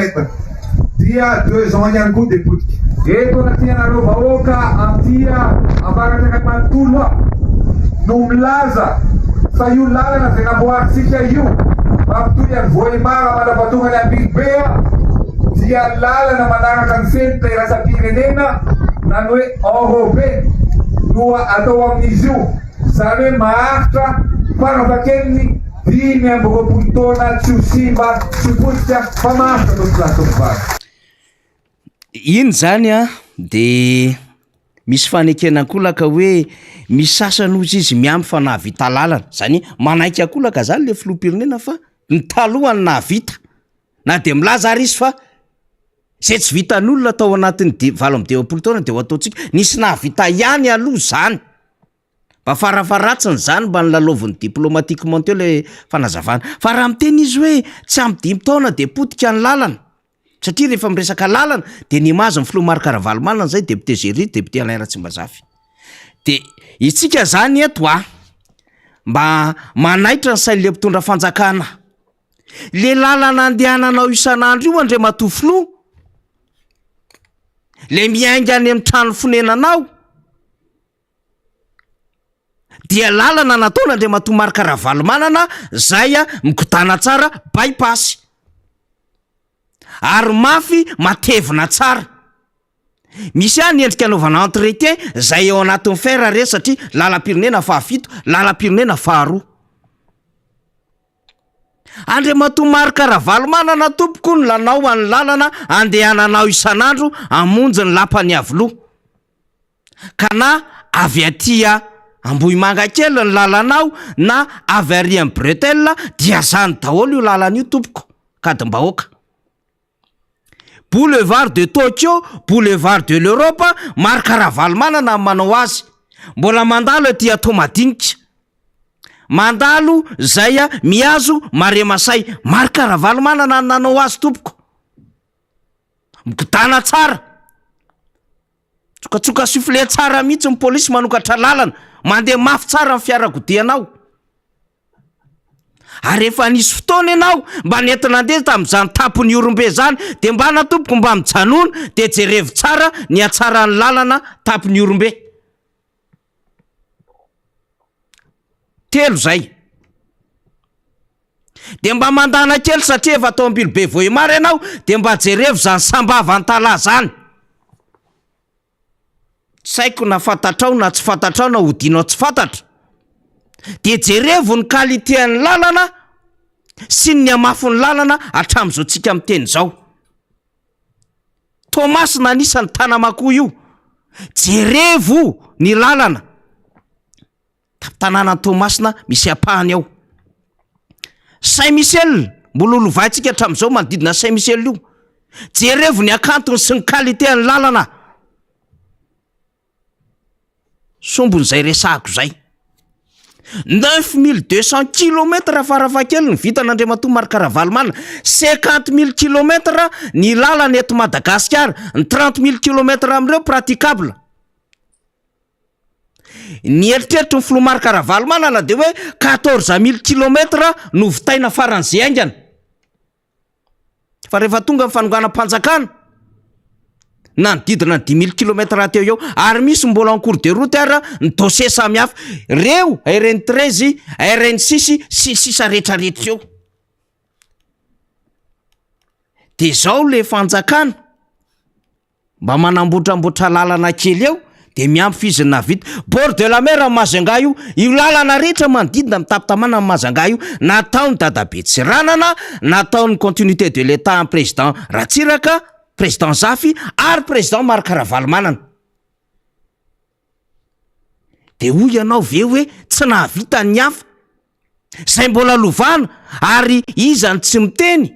fe hafa ny Arabe mikodana tamin'ny Republika voalohany faharoa fahatelo. Fa rava misy amin'izao fotoana zao impirimo mandrava lalana ny anareo. Ny amin'ny tsy mahafapo de hito zany satria zay ny fenitry lalana. Misy ngely hoe LNTPB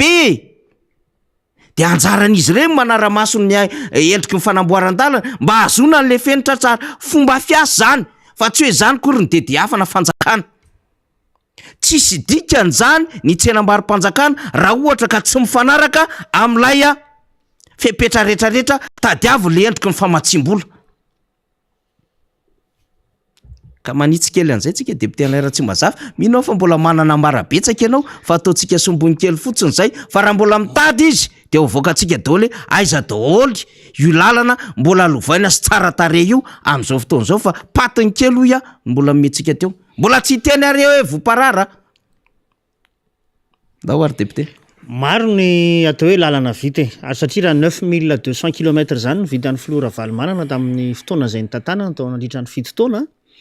De eto ihany koa no anamariako ny hoe zany filoha Ravalomanana zany no anisan'ny olona sarotiny indrindra ny amin'ny lafin'ny kalitao ny asa atao. Ka tsy ny filoha ankehitriny no andeha hoe ampianatra na andeha hitondra an'izany hoe teny fanivaivana na fanambanina ndreo mpitondra tany aloha zany fa milaza miara-mahita ny vahoaka malagasy. Ary mbola veriko foana ho ny zavatra iainany vahoaka malagasy a tsy tam'izany fotoanandro zay atao hoe nitondran'ny filoha Ravalomanana zany a tsy azonao takonana fotsiny ary tsy azonao kosehana fotsiny amina hoe teny fa nivaivana sahala am'zany fa ny zavatra misy iainan'ny olona ny zavatra vitany mpitantana teo aloha dia ankasitrahana sy akatelemana avokoa ary tokony ayanajany zay le resaka fandimbiasam-pahefany zay ary eto moa namana faniry tsindrina mihitsy ilay teny zay nambaranao teo manoloana an'le hoe ireo lalana vitan'ny filoha Ravalomanana teto Madagasikara dia tsy nisy lalana ka hoe 2 centimetatra zany ny atevon'ny tara fa mahavarina ny ambaran'ny filoha Rajoelina am'izao fotoan'izao a fa io a isy tomatsika foana hoe mba aoka re ity teny avoaka ity a mba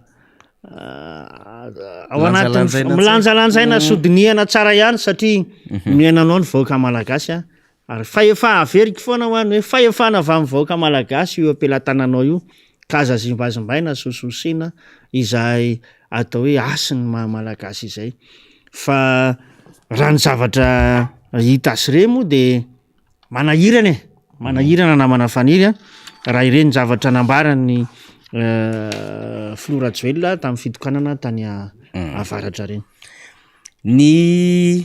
déplacement ohatran'le moa zany de efa pozitsika député Alain Ratsimazafy i moa zany efa manao an'le campagne permanente zany le fanjakana zany ny anazy zany mandavataona zay zany tonga fantatry ny rehetra ampanao politika sy ny sisa hoe efa fampelezakevitra nataony lay fitondrana am'izao fotoana zao de nampanantenandray izy tamin'io fotoana io eo vakinandray ny lalana andapa antsoy tena varina ianao andapa antsoy voateo tompoko no nahita lalantsika ikongo fanadina ikongo nanomboka tamin'ny enina maraina ry député Zerisy ry député Mambrabendrina no nandeha tamin'ny Valoralina vao tafiditra 90 kilometatra mahery de maninona raha le lalana zay efa tokony ho amboarina ny katsahana sy fampiresahana amin'ny mpamatsy vola tompoko zay mampikakaiky amin'ny vahoaka mbola nampananteny ianao fa ataonao mora manganosy bianala vao tamin'ny teton ty aiza ho aiza zany Andriamatoa maro lambo manoro atanambo manapotsy aiza zany am'izao fotoana zao de eto ndray ianao no miteny an'le hoe andapa antsoy le RN3 zay raha tsy tafavoaka ny RN10 tsy tafototra ahoana ny farany tena mahavarina le izy député Alain Ratsimazafy misy miconseiller ve sa le filoha conscient hoe zao tokoa nge le asako hoe zao ny zavatra ambarako miporte ty zavatra ambarako ty ary raha mbola tsy mandeha lavitra ary tsika ny tokony ho amboarina nefa ran'zay maike ambanja antsoy na antsoy ambanja io piscine misy milomano be tsy fakahitana ary hiditra ny vanim-taona fahavaratsika zao savolaina mandeha am'izany lalana zany tompoko de inona ny dedadedahana indray hoe andapa sy antsoy no atao ampitombo fampelezakevitra sy fampanantenana vaovao indray ary amato tena indray amina endrika anay fampanantenana de manahirina le izy député Alain Ratsimazafy satria efa zatra moatsika fa na izany hotsika tena kilalao anjaza le firenena ary ndrandray de le olona moa zany mitehaka indrindrindrindra le mpiara-miasa aminy fa tsy mahafantatra hoe 13 plus 6 égale firy moa ty 18 sa 19 10 fois 100 firy moa ty 10 000 sa 1000 député Alain Ratsimazafy anisan'ny teny nanahirana koa namana faniry tao anatin'iny lahatenin'ny filoham-pirenena iny no hoe handroso manomboka eto Madagasikara zany hoe androany zany ity filoham-pirenena ity vao tafiditra ao anatin'ny sainy hoe ampandroso an'ity firenena malalatsika ity eritaona monja sy alany amin'ny fitantanana firenena tsy le tena tiako atongavana namana faniry hoe ndraso misy aloha député Alain Ratsimazafy ho alefatsika le orona-peo so de lazaina hoe io ndray député Alain fa miteniteny foana fa aleo aloha alefatsika misy commentainy député Alain Ratsimazafy le izy androso ny Madagasikara manomboka masinandro androany ndao ary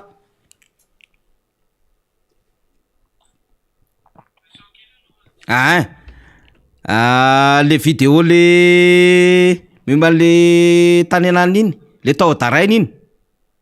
efa tafiditra manda masy kely fotsiny namana teknisianina de pitialaira tsy mazava de afaka manohy anao de rehefa vonona de fa alefa mifaly eo le izy ka eo moa zany ny atao hoe mahavarina amty filoham-pirenenantsika ty satria varina ihany ianao zany hoe am'izao fotoana zao hoe voataitra tamin'ny nofony izy sa hoe ahoana ary fantatsika koa na manafaniry fa ny plan de développement Madagasikara nge na ny atao hoe IEM zay noheveriny zareo fa hitantanana nyty fireneny tya mandraky ty androany de tsy mbola naseho vahoaka nefa amin'ny oktobra hony amin'ny ataontsika hoe volana vitsy na taona ray latsaka kely eo sisy zany no hitantanana ny firenena tsy nisy mpitondra firenena teto ka hoe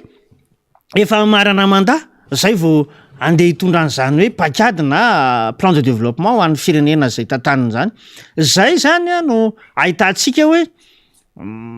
fampanantenana pokaty zany resaka hoe fampandrosoana ny firenena am'izao fotoana zao zany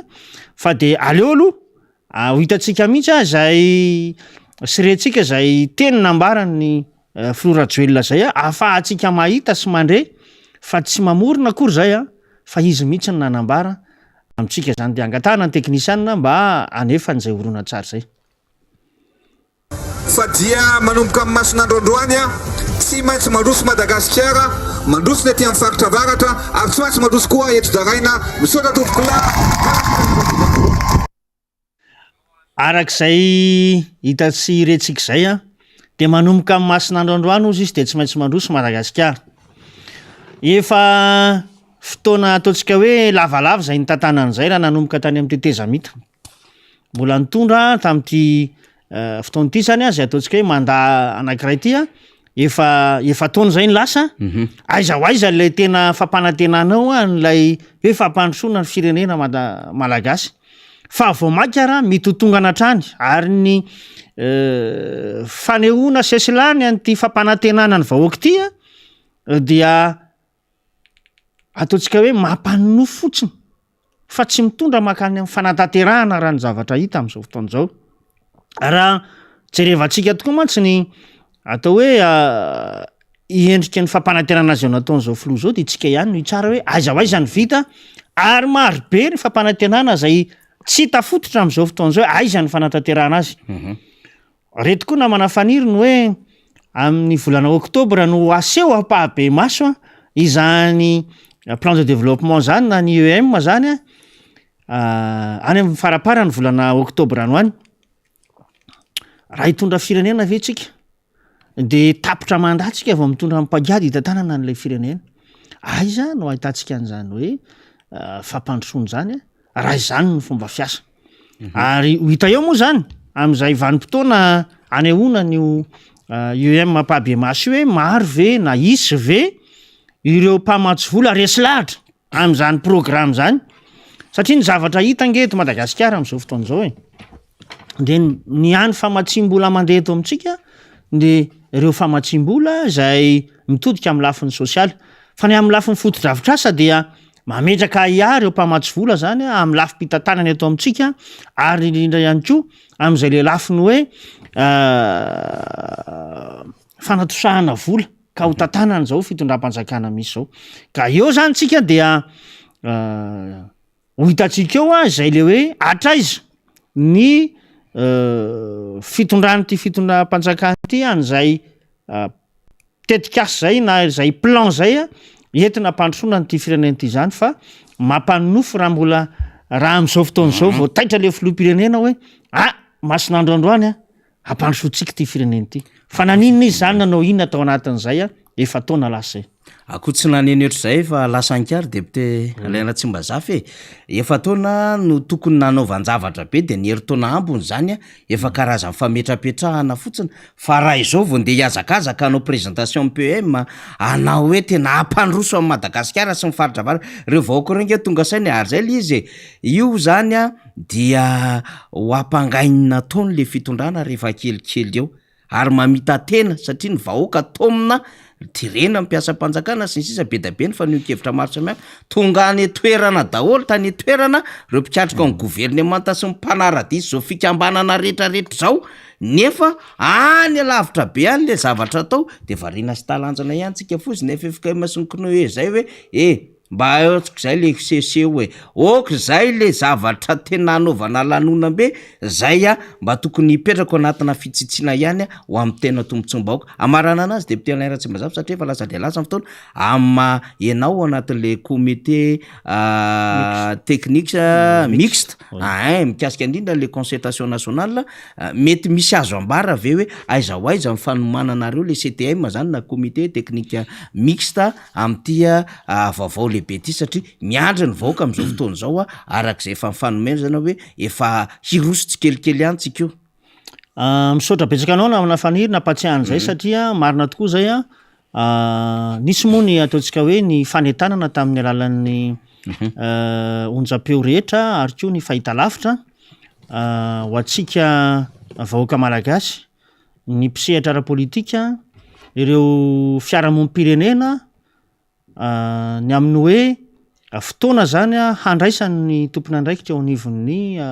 comité technique zay manomana izany fotoanan-doha national zany ny voalohan'ny volana septambra ka hatramin'ny fahafolon'ny volana septambra lasa teo. Ankehitriny nefana de eo andalana zany ataontsika hoe ny fanomanana an'izay fotoanan-doha zay tsika dia mbola mito zany ny fanentanana tsika rehetra zay voakasika teo ny hoe androsoantsika hatrany an'izay le hoe sosikevitra anatsarana sy hiatrehana an'izany fotoanan-doha pireneny zany indrindrindrindra ny mahakasika ny lalam-pifidianana. Eto ihany koa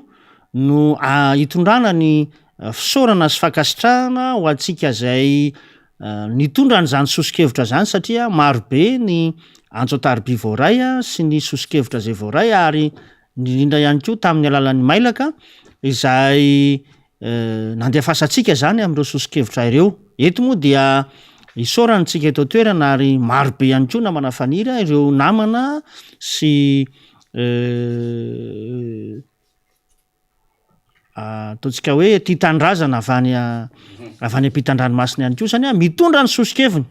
am'izay hiatrehana an'ity fotoanan-doha pireneny ity ka mbola mito zany mandra-pahatonga an'io vanim-potoana zay tena hiatrehantsika an'io fotoanan-doha pireneny io ny fandraisana andreny sosikevitra ireny fa tsy miato akory. Dia zay zany no ataontsika hoe vaovao am'izao fotoana iresahantsika zao reo komity mpanomana moa zany de fa misy fivoriana tsy tapaka am'izay fiatrehana an'io vanim-potoana lehibe io. Ary eto ihany koa ny mbola hanaovana ny antso ho an'ny eo anivon'ny fitondram-panjakana satria ny dinika nasionaly na ny fotoanan-doha-pirenena dia nikatsahana zay marimaritra iraisana zay atao hoe hevitra iombonana mahakasika an'izay lalana makany amin'ny fifidianana zay satria na ahoana tsika dia hiatrika fifidianana ty firenentsika ty ary anisan'ny fototra iorenan'ny repoblika ny fifidianana ka anisan'ny atao hoe nahaberesaka taorianan'ireny fifidianana ny fanesika eto amintsika ireny ny fahitana ny ataontsika hoe lahateny na fotoatiny zany lalam-pifidianana eto amintsika zany zay tokony asiana fijerena manokana zany amin'ny lafin'ny fanatsarana zany lalam-pifidianana zany. Eo ihany koa moa zany raha misy ao anatin'izay ny hoe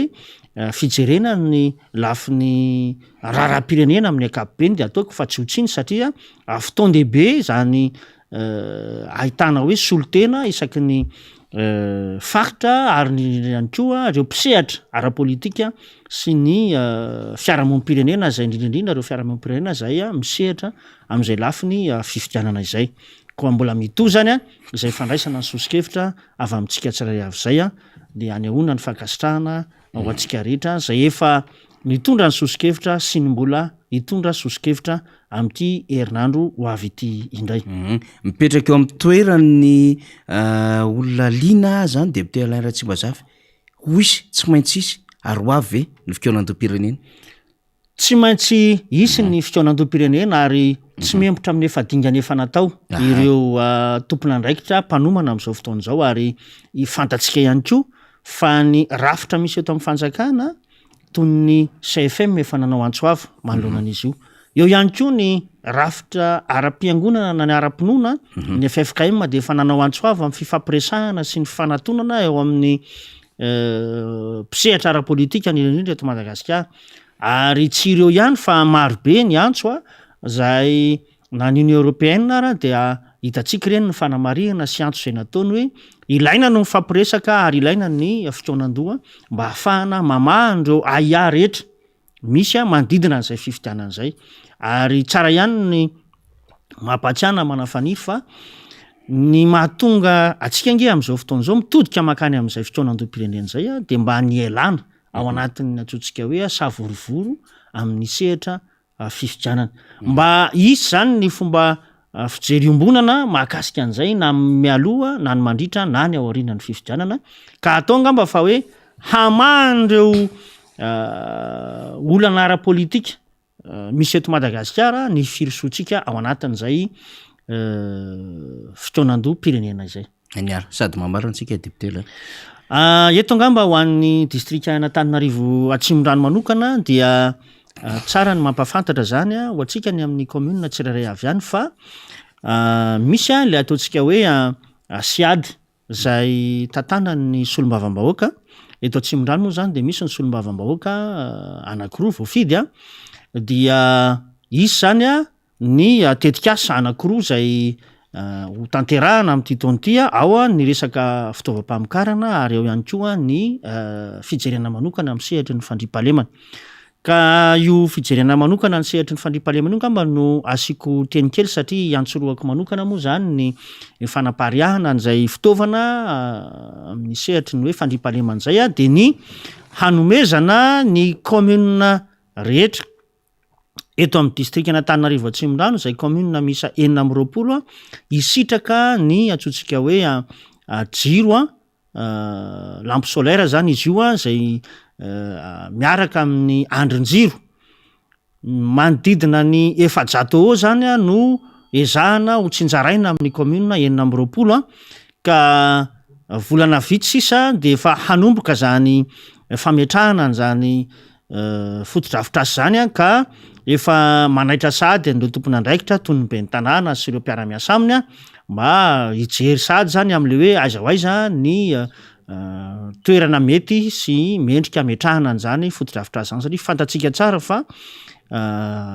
anisan'ny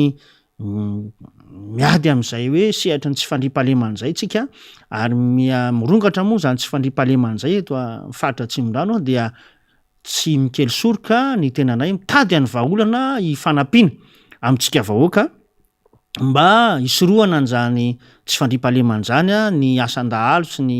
asan'ireo mpamaky trano sy ny sisa dia apetratsika ny jiro manazava amin'ny alina mba ahafahana zany manena farafaratsiny ary ny tanjona moa dia ny hoe ny ahafoana mihitsy an'izay tsy fandriam-pahalemana izay atao anatin'ny distrika Antananarivo Atsimondrano dia eto am-pamaranana dia mametraka ny fisaorana sy fankasitrahana antsika rehetra na manafaniry sy ireo teknisiana ary koa ny solombavam-bahoaka jeren'Andriambolaina sy ny vahiny raeky savany Parafaravola ary ny namana Rina Rabe Mananjara zay nitondratsika fampitafa zany teto amin'ity fandarana miara-manosy ity androany dia mankasitraka antsika vahoaka ihany koa nanaraka hatramin'ny farany ity fandarana miara-manonja tamin'ity andro anio aty veloma tompoko dia zay ihany koa no amaranantsika ny fandarana mame fotoana ho an'ny rapitso mitaky ny mahazatra moa zany anatin'ny fandarantsika dia solombavam-bahoaka sy adevitra hafa indray no hoe tsika anatin'izany fandarana zany isaorina ny teknisiana MBS radio Matany araka tamintsika isika mpanaraka maro be isa-tokantrano tsaraikaraika na eto an-toerana na any ampitan-dranomasina dia makasitraka mavelo be vatarolahy ny amin'ny fanarahantsika ianareo izany fandarana izany dia fantatra tsara mihitsy ny fitiavana sy ny fahavitrihana avy aminareo sy ny toky fanomezantsika ny amin'ny hoe hitondra sy hijery zay tena ahafahana mamoaka nyty Madagasikara ty ao anatin'izay hoe lalan'ny fahaseporana izay tsika ary miandrandra ny hiverenana ny filomarika Ravalomanana sy ny antokotiko Madagasikara ho an'ny fanarenana indray ny firenena. Makasitraka tompoko lahy, makatelina tompoko vavy.